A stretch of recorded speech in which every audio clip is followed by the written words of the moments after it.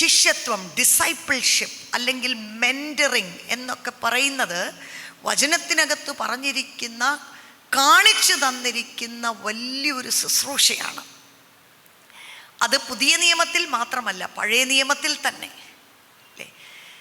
ഇതൊരു ഒരു ഒരു റിലേ റേസ് ഓടുന്നത് പോലെ ക്രിസ്തീയ ജീവിതം അല്ലെങ്കിൽ ശുശ്രൂഷ എന്ന് പറയുമ്പോൾ ഒരു റിലേ റേസിന് സമമാണ്. ദൈവം എന്നെ വിളിച്ചു, ഞാൻ രക്ഷിക്കപ്പെട്ടു, ഞാൻ ദൈവഭാഗത്തേക്ക് വന്നു, ശുശ്രൂഷ വിളി ഞാൻ ഏറ്റെടുത്തു എന്നുള്ളത് മാത്രമല്ല, അടുത്ത തലമുറയിലേക്ക് ഇത് കൈമാറ്റം ചെയ്യുക എന്നൊരു വലിയ ഉത്തരവാദിത്തം നമ്മുടെ എല്ലാവരുടെയും മേല് കർത്താവ് നൽകിയിട്ടുണ്ട്.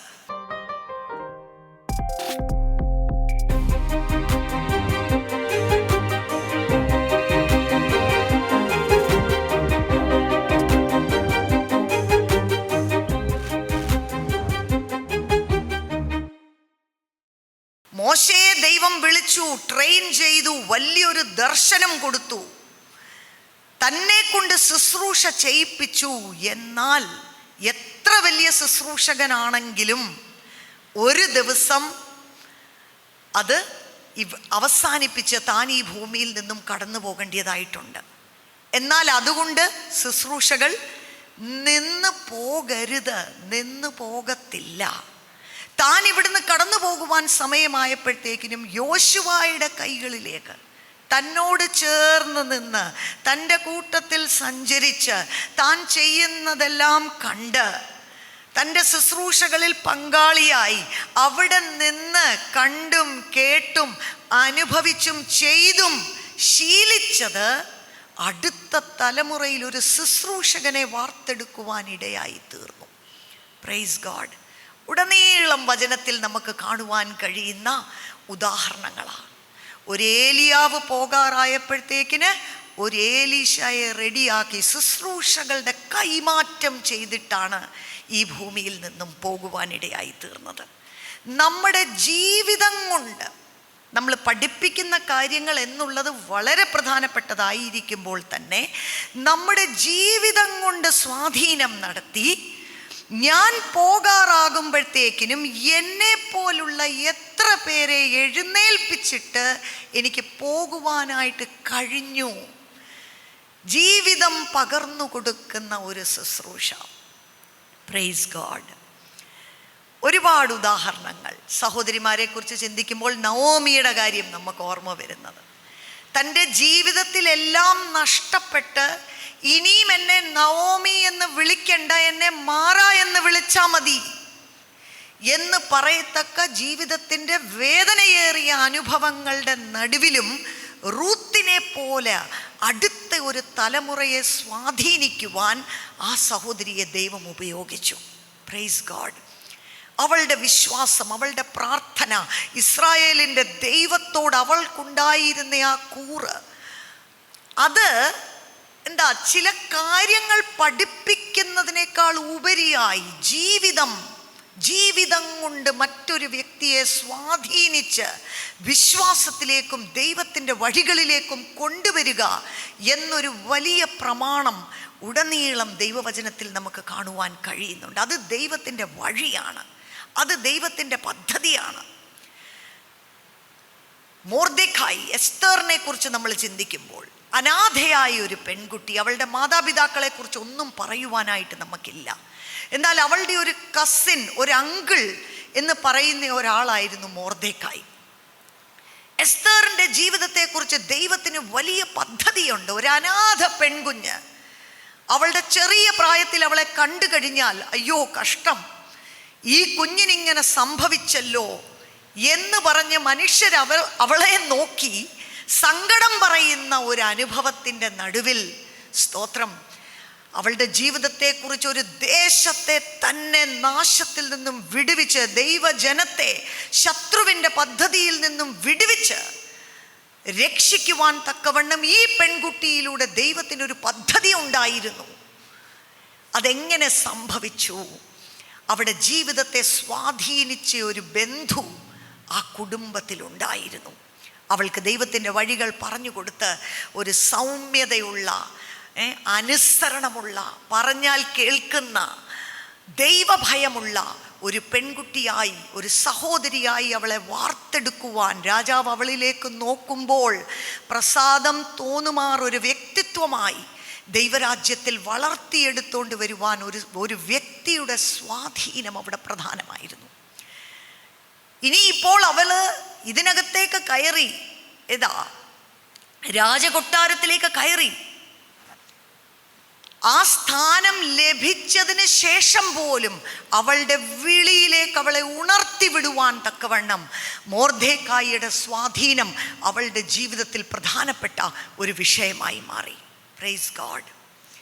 ഇത് തന്നെയാണ് മുമ്പോട്ട് നമ്മൾ വരുമ്പോൾ, ഒരുപാട് ഉദാഹരണങ്ങളുണ്ട്, മുൻപോട്ട് നമ്മൾ വരുമ്പോൾ നമുക്ക് കാണുവാനായിട്ട് കഴിയുന്നത്. പുതിയ നിയമത്തിലേക്ക് നമ്മൾ വരുമ്പോൾ യേശു കർത്താവിൻ്റെ ശിഷ്യത്വത്തിൻ്റെ ആ ഒരു മാതൃക, താൻ ഈ ഭൂമിയിലേക്ക് വന്നു, ഒരു ദൗത്യത്തോടുകൂടെ ദൈവം തന്നെ ഇവിടെ അയച്ചിരിക്കുന്നു എന്നുള്ള ഉത്തമ ബോധ്യത്തിലാണ് യേശു കർത്താവ് ഇവിടെ ജീവിക്കുവാനിടയായി തീർന്നത്. ഒത്തിരി ദീർഘനാളുകളൊന്നും ജീവിച്ചില്ല. ഞാൻ എല്ലായിടത്തും ഓർമ്മിപ്പിക്കുന്ന ഒരു കാര്യമുണ്ട്, അല്ലേ? ദീർഘായുസ് എന്ന് പറയുന്നത് ദൈവത്തിൻ്റെ ഒരു ദാനമാണ്, ദൈവത്തിൻ്റെ ഒരു ദാനമാണ്, ദൈവത്തിൻ്റെ ഒരു വാഗ്ദത്തമാണ്. എന്നാലും യേശു കർത്താവ് 33.5 വയസ്സ് വരെ ജീവിച്ചുള്ളൂ. നമ്മളതിൻ്റെ ഇരട്ടിയും, അല്ലേ, 2 ഇരട്ടിയും ഒക്കെ ജീവിച്ചാലും നമുക്ക് തൃപ്തിയാകുന്നുമില്ല. ഇവിടുന്ന് നമുക്ക് പോകുകയും വേണ്ട.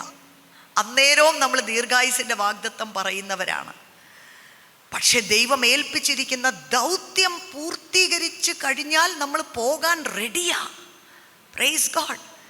അപ്പോസ്തലന്മാരെ കുറിച്ച് വായിക്കുമ്പോൾ പൗലോസ് അപ്പോസ്തലനൊന്നും 65 വയസ്സിന് മുകളിലോട്ട് ജീവിച്ചില്ല. യേശുവിന് വേണ്ടി രക്തസാക്ഷിയായി മാറുകയാണ്. സ്തോത്രം. ദീർഘായുസ് ദൈവത്തിൻ്റെ വാഗ്ദത്തമായിരിക്കുമ്പോൾ തന്നെ നമ്മളെ ഏൽപ്പിച്ചിരിക്കുന്ന ദൗത്യം പൂർത്തീകരിച്ച് അടുത്ത ഒരു തലമുറയ്ക്ക് അത് കൈമാറ്റം ചെയ്യുക എന്നുള്ളതാണ് നമ്മുടെ ശുശ്രൂഷയുടെ ജയം. Praise God. യേശു കർത്താവ് ശിഷ്യന്മാരെ വിളിച്ചു. തന്നെ ഏൽപ്പിച്ചത് തന്നെ അങ്ങ് ചെയ്ത് തീർത്തിട്ട് പോയാൽ പോരെ? നമ്മൾ ചിന്തിക്കേണ്ട കാര്യമാണ്, എന്തുകൊണ്ടാണ് യേശു ശിഷ്യന്മാരെ തിരഞ്ഞെടുത്തത്? തൻ്റെ ശുശ്രൂഷയുടെ ആരംഭകാലത്ത് തന്നെ നമ്മളത് ചെയ്തു. സൺഡേ സ്കൂൾ ടീച്ചേഴ്സ് ആയിരിക്കുന്ന നിങ്ങളോട് ഞാൻ എന്തുകൊണ്ടാണ് ഈ ഒരു വിഷയം പറയുന്നത്? ഡിസൈപ്പിൾഷിപ്പ്, ഡിസൈപ്ലിംഗ് അല്ലെങ്കിൽ മെൻറ്ററിങ് എന്നൊക്കെ പറയുന്നത് ഒരു പ്രധാനപ്പെട്ട ശുശ്രൂഷയാണ്. സൺഡേ സ്കൂൾ ടീച്ചേഴ്സ് അതൊന്ന് ഏറ്റെടുത്ത് കഴിഞ്ഞാൽ നമ്മൾ പാഠങ്ങൾ പഠിപ്പിക്കുന്നതിൻ്റെ കൂട്ടത്തിൽ തന്നെ ഇങ്ങനെയൊരു വലിയൊരു സാധ്യത കുഞ്ഞുങ്ങളോടുള്ള ബന്ധത്തിലുണ്ട് എന്ന് നമ്മളത് ഗ്രഹിക്കണം. സ്തോത്രം. യേശു കർത്താവിൻ്റെ ജീവിതം നമുക്ക് മാതൃകയാണ്. കർത്താവ് വിളിച്ച ശിഷ്യന്മാരിൽ പത്രോസ് അല്ലാതെ ബാക്കി എല്ലാവരും ലേറ്റ് ടീൻസ്, അവർ ടീനേജേഴ്സ് ആയിരുന്നു. അവരുടെ പ്രായം നോക്കിക്കഴിഞ്ഞാൽ പത്രോസ് വിവാഹിതനായിരുന്നു, ഏറ്റവും പ്രായമുള്ള ഒരു ശിഷ്യനായിരുന്നു. ബാക്കിയുള്ളവരെല്ലാം ഒന്നെങ്കിൽ ഏർലി 20s അല്ലെങ്കിൽ ലേറ്റ് ടീൻസ്, അതായിരുന്നു അവരുടെ പ്രായം. അവരെ വിളിച്ചു. ഞാൻ ആ വചനഭാഗത്തേക്ക് പോകുന്നില്ല, പക്ഷെ അവിടെ പറയുന്ന ഒരു കാര്യമുണ്ട്. എന്തിനാണ് ശിഷ്യന്മാരെ വിളിച്ചത്? തന്നോടുകൂടെ ആയിരിപ്പാനും, അല്ലേ? അവരെ ചില കാര്യങ്ങൾ പഠിപ്പിക്കണം. യേശു അവരെ വേറിട്ട് കൊണ്ടുപോയി പഠിപ്പിച്ചു. പുരുഷാരത്തെ പഠിപ്പിച്ചതുപോലെ മാത്രമല്ല, ദൈവരാജ്യത്തിൻ്റെ മർമ്മങ്ങൾ അവർക്ക് പറഞ്ഞു കൊടുത്തു. എന്നാൽ അതിൻ്റെ കൂട്ടത്തിൽ ചെയ്ത മറ്റൊരു കാര്യമുണ്ട്. തന്നോടുകൂടെ ആയിരിപ്പാനും യേശു അവരെ വിളിച്ചു. Praise God. കർത്താവ് അവരെ കൊണ്ട് നടന്നു. ഇപ്പോഴത്തെ ഒരു സെറ്റപ്പിലൊന്നും നമുക്ക് അങ്ങനെ ഒരു സാധ്യതകൾ അധികമില്ല, അല്ലേ? ഒരു ഗുരുവും ശിഷ്യനും തമ്മിലുള്ള ഒരു ബന്ധം, ചില കാര്യങ്ങൾ, പാഠങ്ങൾ അവരെ പഠിപ്പിച്ചു എന്ന് മാത്രമല്ല, കൂടെ കൊണ്ട് നടന്നു. ഒരു 3 വർഷം. ഞാൻ മനസ്സിലാക്കുന്നത് മിനിമം ടൈം പീരീഡ് അത്രയും മതി. ഒരു 3 വർഷം ചില വ്യക്തികളെ നമ്മളൊന്ന് ഫോക്കസ് ചെയ്ത് കഴിഞ്ഞാൽ നമ്മളിലുള്ളത് അവരിലേക്ക് പകർന്നു കൊടുക്കുവാൻ, അവരുടെ ജീവിതം രൂപാന്തരപ്പെടുന്നത് പോലെ ഒരു ലെവലിലേക്ക് അവരെ വളർത്തിയെടുത്തുകൊണ്ട് വരുവാനായിട്ട് നമുക്ക് കഴിയും. Praise God. കർത്താവ് ഈ ശിഷ്യന്മാരെ തെരഞ്ഞെടുത്തു, കൂടെ കൊണ്ട് നടന്നു. ഇതൊക്കെ പറയുമ്പോൾ നമ്മളെപ്പോഴും ഓർക്കേണ്ട ഒരു കാര്യമുണ്ട്, നമ്മുടെ കൂടെ എപ്പോഴും കൊണ്ട് നടക്കാൻ നമ്മളെ കൊള്ളാമോ? നമുക്കെല്ലാം പഠിപ്പിക്കാൻ ഇഷ്ടമാണ്, പക്ഷേ നമ്മുടെ പ്രൈവറ്റ് ലൈഫിലേക്ക്, നമ്മുടെ ജീവിതത്തോട് അടുക്കുമ്പോൾ നമ്മുടെ വീട്ടിൽ കൊണ്ട് നിർത്താൻ കൊള്ളാമോ? അവരെ കൊള്ളാമോ എന്നല്ല, നമ്മുടെ ജീവിതം അടുത്ത് നിന്ന് കാണുമ്പോൾ നമ്മുടെ ഇരിപ്പ്, നമ്മുടെ നിപ്പ്, നമ്മുടെ സംസാരം, നമ്മുടെ പരസ്പരമുള്ള ബന്ധങ്ങൾ, ഭാര്യയും ഭർത്താവും തമ്മിലുള്ള ബന്ധങ്ങൾ, നമ്മുടെ മക്കളോട് നമ്മുടെ ബന്ധം, നമ്മുടെ സംസാരങ്ങൾ, നമ്മുടെ ഇടപെടലുകൾ, ഇതൊക്കെ മാതൃകയായി കാണിച്ചു കൊടുക്കാൻ കൊള്ളാവുന്നതാണോ? പലപ്പോഴും നമ്മൾ പറയും, എന്നെ നോക്കണ്ട, ഞാൻ പഠിപ്പിക്കുന്നത് അങ്ങ് പഠിച്ചോ, പക്ഷെ മാതൃകയായിട്ട് എന്നെ നോക്കണ്ട, ആരെ നോക്കിയാൽ മതി? യേശുവിനെ നോക്കിയാൽ മതി. കാരണം അതിന് വചനമുണ്ടല്ലോ, നമ്മൾ പറയും അല്ലേ, ആ വിശ്വാസത്തിൻ്റെ നായകനും പൂർത്തി വരുത്തുന്നവനുമായ യേശുവിനെ. പക്ഷെ അതേ സമയം യേശു കർത്താവ് എത്രയോ പ്രാവശ്യം എന്നെ കണ്ടിരിക്കുന്നവൻ പിതാവിനെ, ഇനിയും പ്രത്യേകിച്ച് നിങ്ങൾ പിതാവിനെ അന്വേഷിച്ച് പോകണ്ട, കാരണം എന്നെ കണ്ടു കഴിഞ്ഞാൽ നിങ്ങൾ ആരെ കണ്ടു? എൻ്റെ ജീവിതം കണ്ടാൽ മതി. പൗലോസ് അപ്പോസ്തലൻ പറഞ്ഞു, ഞാൻ ക്രിസ്തുവിനെ അനുകരിക്കുന്നത് പോലെ നിങ്ങൾ എന്നെ.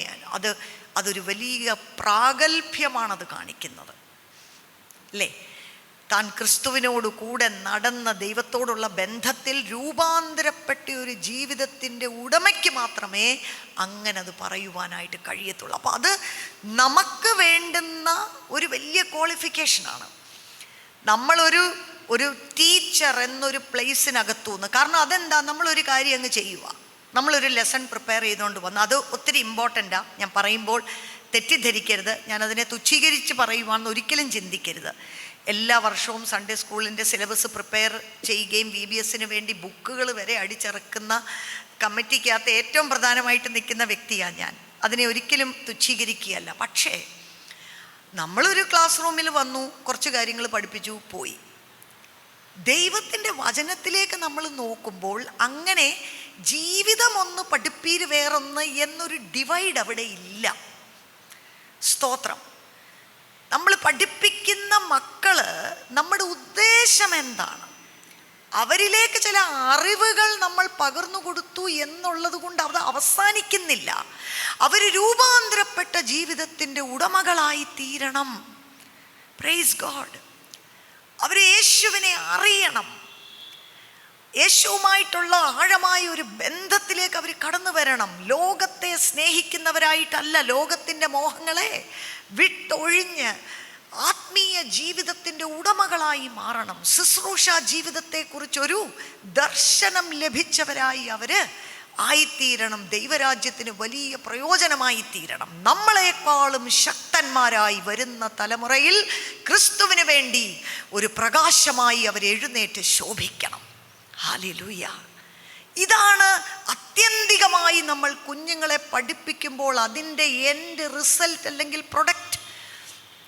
ഞാൻ പറയണ്ട, നിങ്ങൾക്കറിയാമല്ലോ, ഇന്ന് നമ്മുടെ സഭകളിൽ അല്ലേ, നമ്മളൊരു ഒന്നാം തലമുറ എന്നൊരു വിധത്തിൽ ദൈവിക അനുഭവങ്ങളോട് ഇറങ്ങിയ പല കുടുംബങ്ങൾക്കകത്തും സെക്കൻഡ് ജനറേഷൻ, തേർഡ് ജനറേഷനുള്ള കുഞ്ഞുങ്ങളാണ് ഇന്ന് നമ്മുടെ സഭയ്ക്കകത്തുള്ളത്. അവരുടെ ജീവിതങ്ങളെ നമ്മളിന്ന് നോക്കുമ്പോൾ അവരെല്ലാ ക്ലാസ്സിലും വരുന്നുണ്ടായിരിക്കും, വാക്യം പഠിക്കുന്നുണ്ടായിരിക്കും, പരീക്ഷയ്ക്ക് നല്ല മാർക്കും മേടിക്കുന്നുണ്ടായിരിക്കും, നമ്മൾ സർട്ടിഫിക്കറ്റും കൊടുക്കുന്നുണ്ടായിരിക്കും അല്ലേ. പക്ഷേ അവരുടെ ജീവിതങ്ങളിലേക്ക് നമ്മൾ നോക്കുമ്പോൾ എത്രമാത്രം രൂപാന്തരപ്പെട്ട ജീവിതത്തിൻ്റെ ഉടമകളായി ശിഷ്യത്വത്തിൻ്റെ പാതയിൽ യേശു കർത്താവ് ഈ 12 ശിഷ്യന്മാരെ, അതൊത്തിരി വിവരിക്കാൻ നമുക്ക് സമയമില്ല, എല്ലാവർക്കും അറിയാവുന്ന വിഷയങ്ങളാണല്ലോ. അവരെ കൂടെ കൊണ്ട് നടന്നു. അവർക്കൊത്തിരി ബലഹീനതകളുണ്ട്.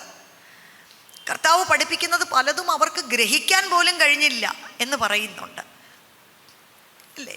അവർ പലരും അല്ലേ തെറ്റിപ്പോകുന്ന അനുഭവങ്ങളുണ്ട്. പ്രാർത്ഥിക്കാൻ കൊണ്ടുപോകുന്നിടത്ത് ഉറങ്ങിപ്പോകുന്ന അനുഭവങ്ങൾ അവരുടെ ജീവിതത്തിലുണ്ട്. അവരാരും തികഞ്ഞവരല്ല. ഒത്തിരി കുറവുകളുള്ള ഒരു കൂട്ടത്തെയാണ് യേശു വിളിച്ചത്. പുരുഷാരം യേശുവിനെ അനുഗമിച്ചു എങ്കിലും അതിനകത്തുനിന്നൊരു ചെറിയ സെക്ഷനെ കർത്താവ് വേറിട്ട് വിളിച്ചു. സ്തോത്രം. പുരുഷാരം വന്ന് അത്ഭുതം കണ്ടു, അടയാളങ്ങൾ കണ്ടു, രോഗികൾ വന്ന് സൗഖ്യമായി, ആവശ്യത്തിലിരിക്കുന്നവർക്ക് അവരുടെ ആവശ്യങ്ങളെല്ലാം നിറവേറി അവർ മടങ്ങിപ്പോയി.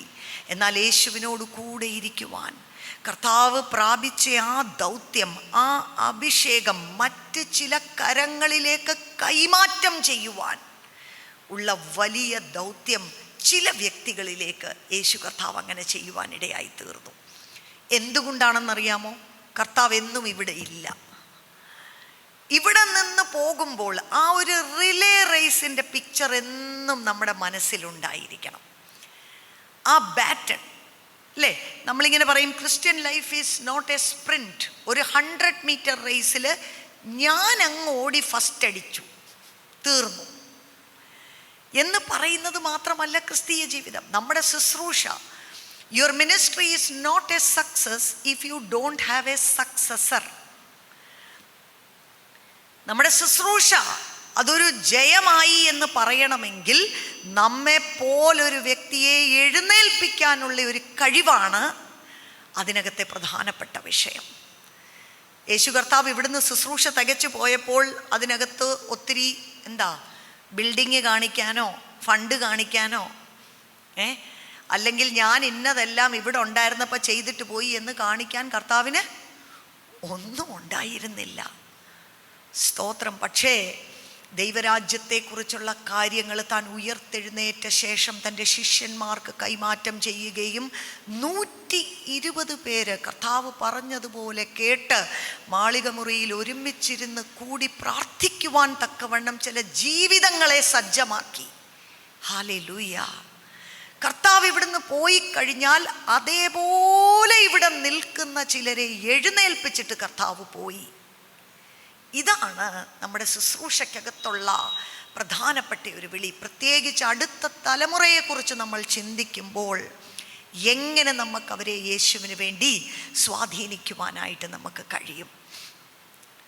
കർത്താവിൻ്റെ ശുശ്രൂഷയിൽ നമ്മൾ കാണുന്ന പ്രധാനപ്പെട്ട ഡിസൈപ്പിൾഷിപ്പ്. കർത്താവ് ശിഷ്യന്മാരെ വിളിച്ചു, എൻ്റെ പിന്നാലെ ഫോളോ മീ. കർത്താവിൻ്റെ ഒരു വിളിയായിരുന്നു അതല്ലേ. താൻ സുവിശേഷം പ്രസംഗിച്ചു, ദൈവരാജ്യത്തിൻ്റെ സുവിശേഷം പ്രസംഗിച്ചു. എന്നാൽ അതിൻ്റെ കൂട്ടത്തിൽ തന്നെ ശക്തമായി ചെയ്ത ഒരു ശുശ്രൂഷയാണ് ചില ശിഷ്യന്മാരെ വാർത്തെടുത്തു. എന്നെ അനുഗമിക്കുവിൻ, ഫോളോ മീ എന്ന് പറഞ്ഞാൽ ഞാനൊരു വഴിയിലൂടെ സഞ്ചരിക്കുന്നു, ആ എൻ്റെ പിന്നാലെ ആ കാൽപാദങ്ങൾ തന്നെ പിന്തുടർന്ന് വരുന്ന ചിലർ. നമുക്കറിയാം എല്ലാവരും അങ്ങനെയല്ലല്ലോ. അനുഗ്രഹങ്ങൾ പ്രാപിക്കാനും ആവശ്യങ്ങൾ സാധിപ്പിച്ചെടുക്കാനുമാണ് നല്ലൊരു ശതമാനം വ്യക്തികൾ ഇന്ന് ദൈവഭാഗത്തേക്ക് കടന്നു വരുന്നത്. എന്നാൽ ഈ ഒരു വലിയ ദൗത്യം കർത്താവ് നമ്മളെ ഏൽപ്പിച്ചിട്ടുണ്ട്. അങ്ങനെ ചെയ്യുവാൻ കഴിയും. ഒന്നോർത്ത് നോക്കിയേ, മുക്കുവന്മാരായിരിക്കുന്ന, മീൻപിടുത്തം മാത്രം തൻ്റെ ജീവിതത്തിൽ അറിയാവുന്ന, വലിയ അക്ഷര വിദ്യാഭ്യാസം ഒന്നും പല ശിഷ്യന്മാർക്കും ഇല്ലാതിരിക്കെ അവരുടെ യോഗ്യതകളൊന്നുമല്ല കർത്താവ് അവിടെ നോക്കിയത്. മറിച്ച് അവരെ കൂടെ വിളിച്ചു. നിങ്ങൾ എൻ്റെ കൂടൊന്ന് കൂടിയാൽ എൻ്റെ ജീവിതത്തിലുള്ളത് നിങ്ങളിലേക്ക് പകർന്നു തന്ന് പഠിപ്പിച്ച് നിങ്ങളെ എക്യുപ്പ് ചെയ്ത് രൂപാന്തരപ്പെട്ട ജീവിതത്തിൻ്റെ ഉടമകളാക്കി തീർക്കുവാൻ കഴിയും. നിങ്ങൾ എന്നെ അനുഗമിച്ചാൽ മനുഷ്യരെ പിടിക്കുന്നവരാക്കി തീർക്കും. Follow me and I will make you fishers of men. സ്തോത്രം. അതായിരുന്നു കർത്താവിൻ്റെ വലിയ ആ ഒരു വിളി. ചിലപ്പോൾ സാധിച്ചേക്കും എന്നല്ല കർത്താവ് പറഞ്ഞത്. ഫോളോ മീ, നിങ്ങൾ എന്നെ അനുഗമിച്ചാൽ. എക്സാക്ട്ലി ഈ ഒരു റിസൾട്ട് അതിനകത്തുനിന്നുണ്ടാകും. അപ്പം നമ്മൾ ശുശ്രൂഷിക്കുന്ന, നമ്മൾ പഠിപ്പിക്കുന്ന കുഞ്ഞുങ്ങളിലേക്ക് മാതാപിതാക്കളുടെ സ്വാധീനമുണ്ട്. എന്നാലും അങ്ങനെ ഒരു സ്വാധീനം ചെലുത്തുവാനുള്ള സാധ്യതയുണ്ട്. ദൈവം അത് ആഗ്രഹിക്കുന്നു. അവരെ ചില പാഠങ്ങൾ പഠിപ്പിച്ച് നമ്മൾ വിട്ടുകഴിഞ്ഞാൽ അത് ഭാഗികമായ ഒരു സ്വാധീനം മാത്രമേ കുഞ്ഞുങ്ങളുടെ ജീവിതത്തിലാകുന്നുള്ളൂ. നമ്മളതിന് കുഞ്ഞുങ്ങളെ കുറ്റം പറയും അല്ലേ? ഇന്ന് അവർക്ക് സഭയിലോട്ട് വരണ്ട, ദൈവികമായ കാര്യങ്ങളിൽ അവർക്ക് താല്പര്യമില്ല. അധികം താമസിക്കാതെ നമ്മുടെ ഭാരതത്തിലെ, കേരളത്തിലെ സഭകളിലും ഇന്ന് പാശ്ചാത്യ രാജ്യത്തിലുള്ളതുപോലെയുള്ള അനുഭവങ്ങൾ വരും. ചെറുപ്പക്കാരില്ല, മക്കൾക്ക് സഭയിലേക്ക് വരണ്ട. ഒരു പക്ഷേ നിർബന്ധത്താൽ അവർ വരും. പക്ഷെ അവർക്ക് അവരുടേതായിട്ടുള്ള സ്വാതന്ത്ര്യത്തിൻ്റെ മേഖലകൾ ലഭിക്കുമ്പോൾ, അവരുടെ മുൻപിൽ ഒരു തെരഞ്ഞെടുപ്പ് വരുമ്പോൾ പലപ്പോഴും അവരതിനകത്തുനിന്ന് മാറിപ്പോകുകയാണ്. പല കാര്യങ്ങൾ അവർക്കറിയാം, പക്ഷെ അവരുടെ ജീവിതം രൂപാന്തരപ്പെട്ടിട്ടില്ലാത്തത് കൊണ്ട്, ഒരു എൻകൗണ്ടർ സംഭവിച്ചിട്ടില്ല, ദൈവശക്തി അവരെ തൊട്ടിട്ടില്ല, ദൈവസ്നേഹം അവരുടെ ഹൃദയത്തെ കവർന്നു പിടിച്ചിട്ടില്ല. നമുക്കുള്ള ആത്മീയ അനുഭവങ്ങൾ ഈ മക്കളിലേക്ക് കൈമാറ്റം ചെയ്യുവാൻ നമുക്ക് കഴിഞ്ഞിട്ടില്ലാത്തത് കൊണ്ട്, നമ്മുടെ നിർബന്ധത്താൽ ചില കാര്യങ്ങൾ അവർ ചെയ്യുമെങ്കിലും സ്വാതന്ത്ര്യത്തിൻ്റെ മേഖലകൾ ലഭിക്കുമ്പോൾ അവരതിനകത്തുനിന്ന് മാറിപ്പോകുകയാണ്. ഇന്ന് മാതാപിതാക്കൾക്കത് വേദനയാണ്, ശുശ്രൂഷകന്മാർക്കിത് വേദനയാണ്. അടുത്ത തലമുറയെക്കുറിച്ച് നമ്മൾ വ്യാകുലപ്പെടുകയാണ്. ലോകം അവരെ സ്വാധീനിക്കുകയാണ്, നമ്മുടെ ചുറ്റും കാണുന്ന കാര്യങ്ങൾ അവരെ കൂടുതൽ സ്വാധീനിക്കുകയാണ്. ഇത് നമ്മുടെ മുൻപിൽ നിൽക്കുന്ന വലിയൊരു വെല്ലുവിളിയാണ്.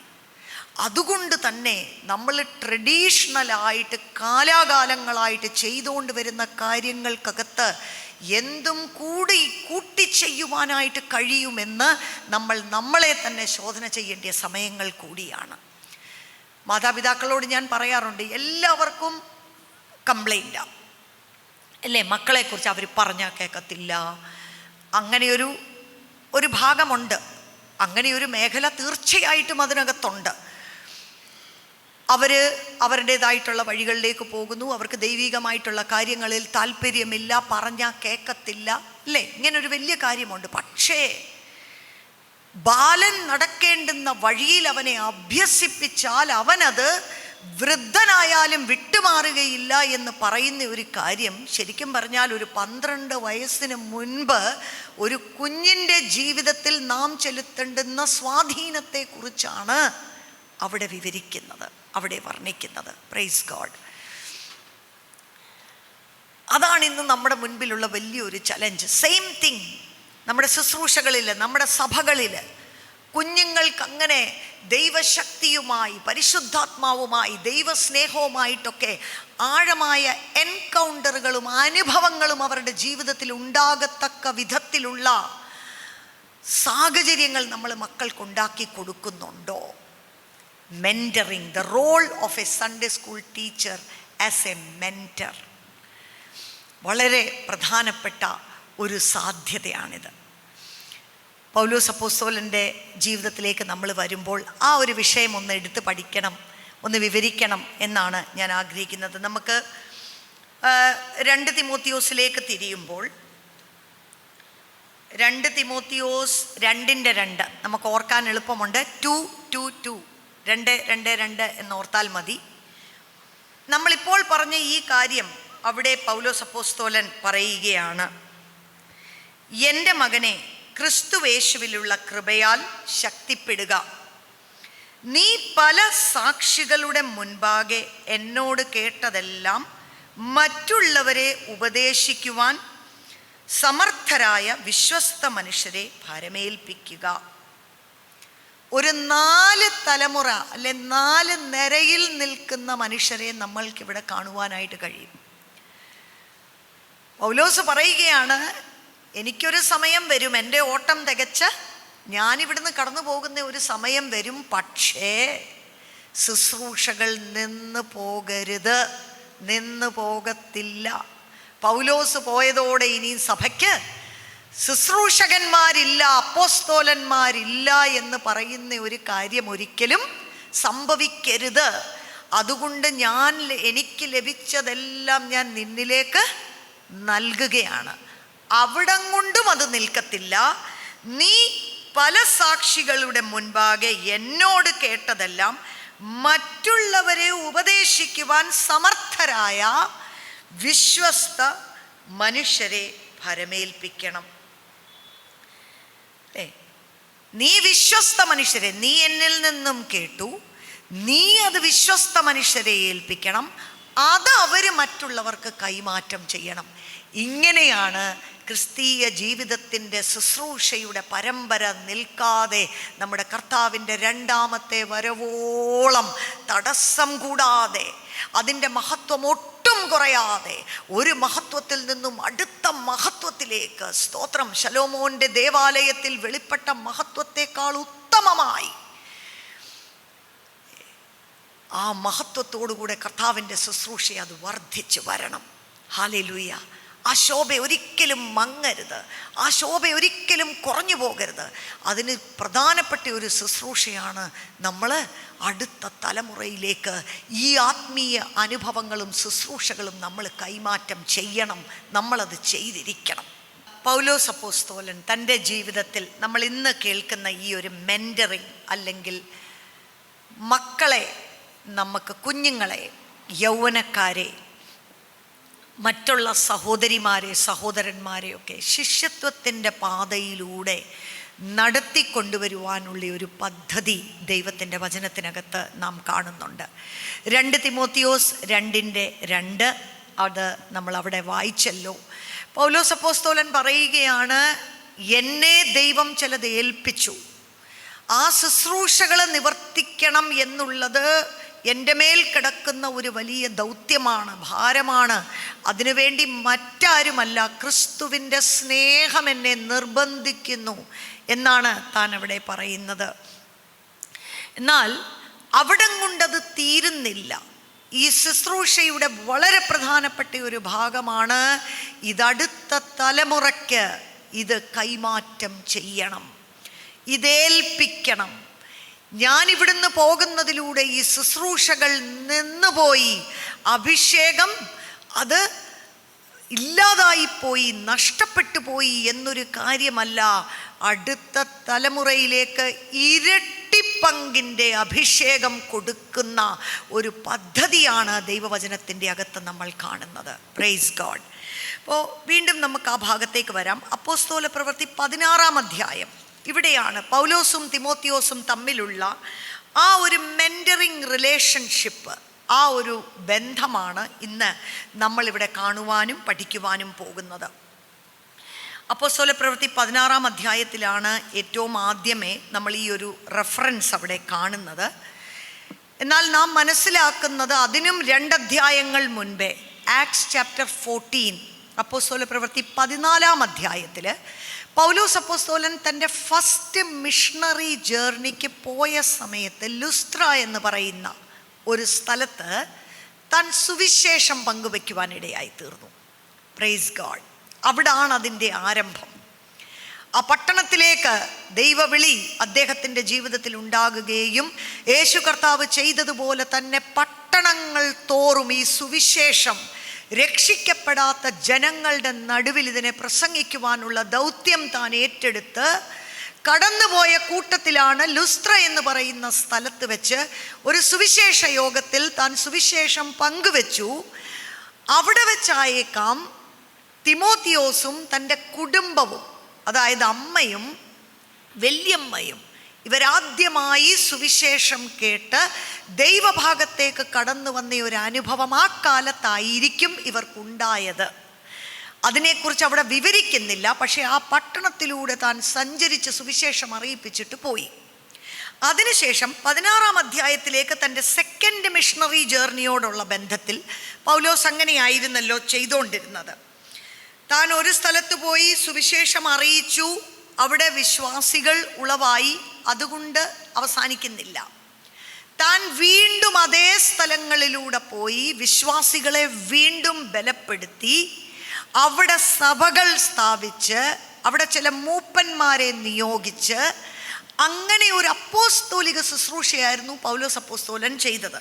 അപ്പം 16-ാം അധ്യായത്തിലാണ് നാം വായിക്കുന്നത്. അതിൻ്റെ 1 മുതൽ 3 വരെയുള്ള വാക്യങ്ങളിൽ നമുക്കത് കാണുവാൻ കഴിയുന്നു. അവൻ ദർബയിലും ലൂസ്ത്രയിലും ചെന്നു. അവിടെ വിശ്വാസമുള്ളൊരു യഹൂദ സ്ത്രീയുടെ മകനായി തിമോത്തിയോസ് എന്ന് പേരുള്ള ഒരു ശിഷ്യനുണ്ടായിരുന്നു. അവൻ്റെ അപ്പൻ യവനനായിരുന്നു. നമ്മളൊരു ഒരു ഒരു ക്യാരക്ടർ സ്റ്റഡി അല്ലെ ഒരു കേസ് സ്റ്റഡി പോലെ നോക്കുകയാണ്. ദീർഘനാളുകൾ ഉള്ള ഒരു ബന്ധം, പൗലോസും തിമോത്തിയോസും തമ്മിലുള്ള ഒരു ബന്ധം, അത് ആരംഭിക്കുന്ന ഒരു സ്ഥലമാണ് നമ്മൾ കാണുന്നത്. അപ്പോൾ നമുക്കറിയാം, മറ്റൊരു ഭാഗത്ത് തിമോത്തിയോസിൻ്റെ ലേഖനത്തിൽ നമ്മൾ വായിക്കുന്നുണ്ട്, ഈ അമ്മയും വല്യമ്മയും അവർ രക്ഷിക്കപ്പെട്ട് ദൈവഭാഗത്തേക്ക് വന്നു. അവരുടെ വിശ്വാസം, ആ ഭവനത്തിൻ്റെ അന്തരീക്ഷം, അവർ വചനം പഠിപ്പിച്ചു കൊടുത്തതിലൂടെ, അവരുടെ ജീവിതത്തിലൂടെ തിമോത്തിയോസിൻ്റെ ആദ്യകാലങ്ങൾ രൂപപ്പെടുകയാണ്. താൻ വിശ്വാസത്തിലേക്ക് കടന്നു വരികയാണ്. ഈ ചുരുക്കം നാളുകൊണ്ട് വലിയൊരു സാക്ഷ്യത്തിൻ്റെ ഉടമയായി തീരുകയാണ് തിമോത്തിയോസ്.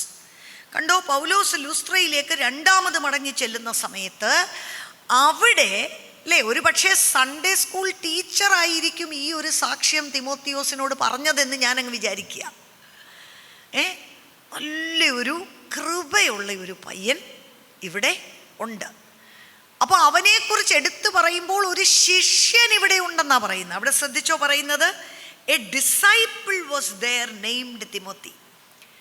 അപ്പോഴത്തേക്കിന് അവൻ അങ്ങനെ ഒരു സാക്ഷ്യം അവൻ്റെ ജീവിതത്തിനകത്ത് ലഭിച്ചു. ദൈവം തൊട്ടു, ദൈവം കണ്ടിരിക്കുന്ന ഒരു ബാലൻ. ഞാൻ പറഞ്ഞല്ലോ, പലപ്പോഴും ശുശ്രൂഷകളിലേക്ക് അല്ലെ സുവിശേഷം കേട്ട് അനേകര് രക്ഷിക്കപ്പെട്ടു വരും. എന്നാൽ അതിനകത്ത് വിളിയുള്ളവർ, ശുശ്രൂഷയ്ക്ക് വേണ്ടി വിളിയുള്ളവർ അല്ലേ, ചിലര് അതിനകത്ത് കാണും. Teach the touched. പുരുഷാരത്തെ കണ്ട് യേശുവിൻ്റെ മനസ്സലിഞ്ഞു. അവരുടെ ആവശ്യങ്ങളെല്ലാം കർത്താവ് പൂർത്തീകരിച്ചു കൊടുത്തു. തൻ്റെ അടുക്കലേക്ക് വന്ന ഒരാളെ പോലും വെറും കൈയായി യേശു കർത്താവ് മടക്കി വിട്ടില്ല. രോഗമാണോ സൗഖ്യമായി, വിടുതലാണോ അതവർക്ക് കൊടുത്തു, ആലോചനകൾ പറഞ്ഞു കൊടുത്തു, ചോദ്യമുള്ളവർക്ക് അതിൻ്റെ ഉത്തരം പറഞ്ഞു കൊടുത്തു. എന്നാൽ ഇവരെ എല്ലാം ഒരേ തട്ടിൽ കൊണ്ടുപോകാൻ പറ്റത്തില്ല. അതിനകത്തുനിന്ന് ചിലരെ ശിഷ്യന്മാരായി തിരഞ്ഞെടുത്ത് അവർക്ക് പ്രത്യേക ട്രെയിനിങ് കർത്താവ് കൊടുത്തു. അങ്ങനെ ഒരു വ്യക്തിയായിരുന്നു. എത്രയോ പേര് പൗലോസ് അപ്പോസ്തലൻ സുവിശേഷം പറഞ്ഞത് കേട്ട് ആ കാലങ്ങളിൽ അവിടെ രക്ഷിക്കപ്പെട്ട് കാണുമായിരിക്കും അല്ലേ. പക്ഷേ അത് കേട്ട് അതിനോട് റെസ്പോണ്ട് ചെയ്ത് ശ്രദ്ധയുള്ള കണ്ണുകൾ, നമ്മൾ ഈ ജീവിതങ്ങളെ നോക്കുമ്പോൾ ഒരല്പമെങ്കിലും പിടിച്ചു കയറി ആത്മീയ താല്പര്യമുള്ള വ്യക്തികളെ ഫോക്കസ് ചെയ്ത് കോൺസെൻട്രേറ്റ് ചെയ്ത് അവരെ നമ്മൾ മുൻപോട്ട് കൊണ്ടുവരുവാനുള്ള ഒരു സാധ്യതയാണ് ഇവിടെ നമ്മൾ കാണുന്നത്. അപ്പോൾ തിമോത്തിയോസിനെ കുറിച്ച് പറയുന്നത്, താനൊരു ഒരു ശിഷ്യനുണ്ടായിരുന്നു. അവൻ്റെ അപ്പൻ വിശ്വാസിയല്ല, എന്നിട്ട് പോലും അല്ലേ കുടുംബത്തിൻ്റെ ഒരു സ്വാധീനം ഉണ്ട്. അമ്മയിലും വല്യമ്മയിലും ഉണ്ടായിരുന്ന വിശ്വാസം, ചെറിയ പ്രായത്തിൽ തന്നെ അവനെ തിരുവെഴുത്തുകൾ പറഞ്ഞു കൊടുത്തതുകൊണ്ട് രക്ഷയിലേക്ക് അവന് നടക്കുവാനായിട്ട് കഴിഞ്ഞു. എന്നാൽ അവൻ്റെ പിതാവ് യവനനായിരുന്നു. എന്നിട്ട് പോലും അല്ലേ വിശ്വാസ ജീവിതത്തിൽ അവൻ മുൻപോട്ട് വരികയാണ്. ഉടൻ അടുത്തത് പറയുന്നത്, അവൻ ലൂസ്ത്രയിലും ഇക്യോനയിലും സഹോദരന്മാരാൽ നല്ല സാക്ഷ്യം കൊണ്ടവനായിരുന്നു. ആ ചെറിയ പ്രായത്തിൽ തന്നെ ഈ ഒരു സംഭവം പറയുമ്പോൾ ഒരു ടീനേജറാണ് തിമോത്തിയോസ്. Is in his correct age നമുക്ക് പറയാൻ പറ്റത്തില്ലെങ്കിലും ഒരു 18 മുതൽ 25 ഇടയ്ക്കുള്ള ഒരു പ്രായമാണ്. He's A youngster. തിമോത്തിയോസിനെ കുറിച്ച് പഠിക്കുമ്പോൾ നമുക്കറിയാം, ഇച്ചിരി ഒരു നാണിച്ച് പുറകോട്ട് നിൽക്കുന്ന, ഷൈ ആൻഡ് ടിമിഡ്. ഒരുപക്ഷെ അദ്ദേഹത്തിന് എന്തെങ്കിലുമൊക്കെ ശാരീരിക ബുദ്ധിമുട്ടുകൾ ഉണ്ടായിരുന്നോ, അതോ പേഴ്സണാലിറ്റി അങ്ങനെ ആയിരുന്നോ, അങ്ങനൊരു വ്യക്തിത്വമായിരുന്നു. എന്നാൽ പോലും സഹോദരന്മാരുടെ ഇടയ്ക്ക് നല്ലൊരു സാക്ഷ്യം. ഉടനെ പൗലോസ് എന്തുവാ ചെയ്യുന്നത്? ഇത്രയും കാര്യം കേട്ടു, സുവിശേഷത്തിൻ്റെ വിത്തുകൾ വീണു, അതല്പമെങ്കിലും മുളച്ച് പുറത്തോട്ട് വന്നു എന്ന് കേട്ട് കഴിഞ്ഞപ്പോൾ യേശു കർത്താവ് ചെയ്ത അതേ കാര്യം പൗലോസ് അപ്പോസ്തലൻ ചെയ്തു. എന്താണ്? 3-ാം വാക്യത്തിൽ വായിക്കുമ്പോൾ, അവൻ തന്നോടുകൂടെ പോരണമെന്ന് പൗലോസ് ഇച്ഛിച്ചു. Praise God. തിമോത്തിയോസിൻ്റെ ജീവിതത്തെക്കുറിച്ചുള്ള ഈ ചില ക്രിസ്ത്യൻ മൂവിയുണ്ട്. അത് കാണുമ്പോൾ നമുക്കിങ്ങനെ ഒരു സിനിമ കാണുന്നത് പോലെ, ഓ ഇദ്ദേഹത്തിൻ്റെ ജീവിതം ഇങ്ങനെയായിരുന്നു അല്ലേ എന്ന് നമുക്ക് കാണാനും അല്ലേ മക്കൾക്കൊക്കെ കാണിച്ചു കൊടുക്കാൻ നല്ലൊരു കാര്യമാണ്. പൗലോസ് ഉടനെ എൻ്റെ കൂടെ കൂടിക്കോ. യേശു ശിഷ്യന്മാരെ വിളിച്ചതുപോലെ തന്നെ ഇവനെ ട്രെയിൻ ചെയ്തെടുക്കണം. ഇവനെ ശിഷ്യത്വത്തിൻ്റെ പാതയിൽ മുൻപോട്ട് കൊണ്ടുവന്നു കഴിഞ്ഞാൽ ഇവൻ നാളെ ദൈവസഭയ്ക്കും ശുശ്രൂഷയ്ക്കും വലിയൊരു മുതൽക്കൂട്ടായി തീരുമെന്നുള്ളത് പൗലോസ് അവിടെ നോട്ട് ചെയ്യുകയാണ്. ഇവനെ അങ്ങ് കൂടെ കൂട്ടുകയാണ്.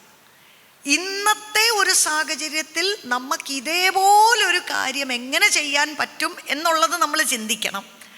കാരണം അന്ന് പൗലോസ് എല്ലാം വിട്ട് ഇറങ്ങി അങ്ങ് ശുശ്രൂഷയ്ക്ക് വേണ്ടി ഇറങ്ങി തിരിച്ചങ്ങ് നടക്കുകയാണ് അല്ലേ. താൻ വിവാഹിതനല്ലായിരുന്നത് കൊണ്ട് അങ്ങനെയുള്ള ഭാരങ്ങളും ദൗത്യങ്ങളും ഉത്തരവാദിത്തങ്ങളും ഒന്നും തനിക്കില്ലായിരുന്നു. ഇവനെ കൂടെ കൂട്ടണം, നീ എൻ്റെ കൂടെ പോരാ. അപ്പം നമ്മൾ ആദ്യത്തെ സെക്ഷനിൽ കേട്ടതുപോലെ തന്നെ ഇവനെ മെൻറ്റർ ചെയ്യണം, ഇവനെ എക്യുപ്പ് ചെയ്യണം, ഇവനെ ട്രെയിൻ ചെയ്തെടുക്കണം. ഇവൻ സുവിശേഷം കേട്ടു, ഇവന് രക്ഷിക്കപ്പെട്ടു. ഇനി ഇവനെ വിട്ടുകഴിഞ്ഞാൽ ഒരു ലെവൽ വരെയൊക്കെ ഒരുപക്ഷെ അവൻ വളരുമായിരിക്കും. പക്ഷേ ഇവൻ്റെ ഉള്ളിൽ അഗാധമായ സാധ്യതകൾ പൗലോസ് അപ്പോസ്തലൻ കാണുകയാണ്. അപ്പോൾ അത് കണ്ടപ്പോൾ താൻ എന്താ ചെയ്തത്?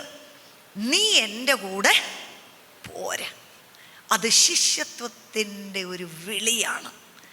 അത് പ്രായോഗിക ജീവിതത്തിൽ പല വിധത്തിൽ നമുക്കിങ്ങനെയുള്ള കാര്യങ്ങൾ ചെയ്യാനായിട്ട് കഴിയും. പക്ഷേ ഈ ഒരു മോഡൽ, യേശു കർത്താവിൻ്റെ ഒരു മോഡൽ, ഒരു വ്യക്തിയെ ദൈവരാജ്യത്തിൽ പ്രയോജനമുള്ള ഒരു വ്യക്തിത്വമായി വളർത്തിയെടുക്കണമെന്നുണ്ടെങ്കിൽ സുവിശേഷം പറഞ്ഞത് പോരാ, വെറുതെ ചില പാഠങ്ങൾ പഠിപ്പിച്ചത് പോരാ, എൻ്റെ ജീവിതം തന്നെ ഇവനിലേക്ക് കൈമാറ്റം ചെയ്യണമെന്നൊരു വലിയ ദർശനത്താൽ പൗലോസ് പിടിക്കപ്പെടുകയാണ്. Praise God. അവിടം കൊണ്ട് അല്ലേ. അപ്പം നമ്മളിങ്ങനെ വിളിക്കുമ്പം എല്ലാവരും മറ്റും വരണമെന്നില്ല. അവിടെ വെച്ച് തന്നെ ഒരു ടെസ്റ്റിംഗ് ആണ്. നമ്മൾ ഹൃദയവും മനസ്സും കൊണ്ട് ഒരുങ്ങിയിരുന്നാൽ മതി, ദൈവം ചിലരെ നമ്മുടെ ജീവിതത്തിലേക്ക് കൊണ്ടുവരും. പ്രൈസ് ഗോഡ് അല്ലേ. ചിലർ വിട്ടുപോകും. അപ്പം നമ്മൾ യേശു കർത്താവ് ശിഷ്യന്മാരായിട്ട് എത്ര പേരെ തിരഞ്ഞെടുത്തു? 12 പേരെ. രാത്രി മുഴുവനും ഇരുന്ന് പ്രാർത്ഥിച്ചിട്ടാണ് തിരഞ്ഞെടുത്തത്. അതുകൊണ്ട് തിരഞ്ഞെടുപ്പ് തെറ്റിപ്പോയി എന്ന് നമുക്ക് പറയാൻ പറ്റത്തില്ല. എന്നാലും അതിനകത്തൊരു യൂദാസ് ഉണ്ടായിരുന്നു അല്ലേ. കർത്താവിൻ്റെ വഴിയിൽ നിന്നും തികച്ചും താൻ നഷ്ടപ്പെട്ടു പോയി എന്ന് പറയത്തക്കതുപോലെ തന്നെ ഒരു വ്യക്തിത്വം ആ ചെറിയ 12 പേരുടെ കൂട്ടത്തിലുണ്ടായിരുന്നു. അത് സംഭവിക്കും, കർത്താവിൻ്റെ ശുശ്രൂഷയിൽ സംഭവിച്ചു, മുൻപോട്ടുള്ള കാലങ്ങളിലും ശുശ്രൂഷകളിലും ഒക്കെ അത് സംഭവിക്കും. അത് സാരമില്ല. പക്ഷെ ബാക്കി 11 പേരും സ്തോത്രം തള്ളിപ്പറഞ്ഞ് യേശുവിനെ വിട്ടുപോയി, പിന്മാറ്റത്തിലേക്ക് പോയി എന്ന് നമ്മളെല്ലാം ചിന്തിക്കുന്ന പത്രോസ് സഭയുടെ ഒരു തൂണായി കർത്താവ് അവനെ എഴുന്നേൽപ്പിക്കുവാനിടയായി തീർന്നു. Price God. ഈ പാറമേൽ ഞാൻ എൻ്റെ സഭയെ പണിയും. പത്രോസ് അപ്പോസ്തലന് ലഭിച്ച ആ വെളിപ്പാടിൻ്റെ മേൽ അല്ലേ ഞാൻ എൻ്റെ സഭയെ പണിയുമെന്ന് പറയത്തക്ക വിധത്തിൽ പെന്തക്കോസ്ത് നാളിൽ തൻ്റെ ഒരു പ്രസംഗത്തിൽ 3000 പേര് രക്ഷിക്കപ്പെട്ട് ദൈവസഭയോട് കൂടത്തക്കതുപോലെയുള്ള ഒരു നിലവാരത്തിലേക്ക് ഈ പത്രോസിനെ വളർത്തിയെടുത്തുകൊണ്ട് വരുവാൻ യേശു കർത്താവിന് കഴിഞ്ഞു. Praise God. ഇവിടെ നമ്മൾ കാണുന്നത് എന്താ? ഇത് പറയുമ്പോൾ ഞാൻ മുമ്പോട്ട് പോകുന്നതിന് മുമ്പ് ഒരു കാര്യം ഒന്ന് പറഞ്ഞോട്ടെ. റോമാലേഖനത്തിൽ നമ്മൾ വായിക്കുന്ന ഒരു കാര്യമുണ്ട് അല്ലേ, അയക്കാതെ എങ്ങനെ പോകും. ആ ഭാഗം നമുക്കറിയാമല്ലോ. അയക്കാതെ നമ്മൾ എങ്ങനെ പോകും. 10:14 റോമാലേഖനം 10:14. ഞാൻ ഈ തിമോത്തിയോസിൻ്റെ ചരിത്രം മുഴുവൻ ഇങ്ങനെ പഠിച്ചപ്പോൾ എന്നെ ഒത്തിരി ചിന്തിപ്പിച്ച ഒരു കാര്യമാണ്. ഇനിയിപ്പോൾ പൗലോസ് അപ്പോസ്തലൻ അവിടെ പോയി സുവിശേഷം പ്രസംഗിച്ചില്ലായിരുന്നെങ്കിലോ? പിൻകാലങ്ങളിൽ ദൈവസഭയിൽ അടുത്ത ഒരു തൂണായി, ഒരു നല്ല ശിഷ്യനായി പൗലോസ് പോയി കഴിഞ്ഞാൽ പൗലോസിൻ്റെ ശുശ്രൂഷ പുതപ്പിനകത്ത് കയറി നിൽക്കുവാൻ കഴിവുള്ള, എഫേസോസ് പോലുള്ള ഒരു സഭയിൽ ഒരു പാസ്റ്ററായി നിൽക്കാൻ കഴിവുള്ള ഒരു ചെറുപ്പക്കാരനായിരുന്നു ഈ തിമോത്തിയോസ്. അതിലേക്ക് വളർന്നു. പക്ഷേ അതിൻ്റെ ആരംഭം എന്താണെന്നറിയാമോ? ദൈവം കൊടുത്ത ഒരു ഭാരവും ദർശനപ്രകാരം പൗലോസ് കടന്നുപോയി ലുസ്ത്ര എന്ന് പറയുന്ന ഒരു സ്ഥലത്ത് സുവിശേഷം പ്രസംഗിച്ചു. അതൊരു കുടുംബം ഏറ്റെടുത്തു, ഒരമ്മ അത് ഏറ്റെടുത്തു, ഒരു വലിയമ്മ അത് ഏറ്റെടുത്തു, ഒരു മകൻ അത് ഏറ്റെടുത്തു. അവിടെ നിന്നാണ് ഈ വലിയ യാത്രയുടെ ആരംഭം. Hallelujah, praise God. സുവിശേഷ വേലയുടെ പ്രാധാന്യത.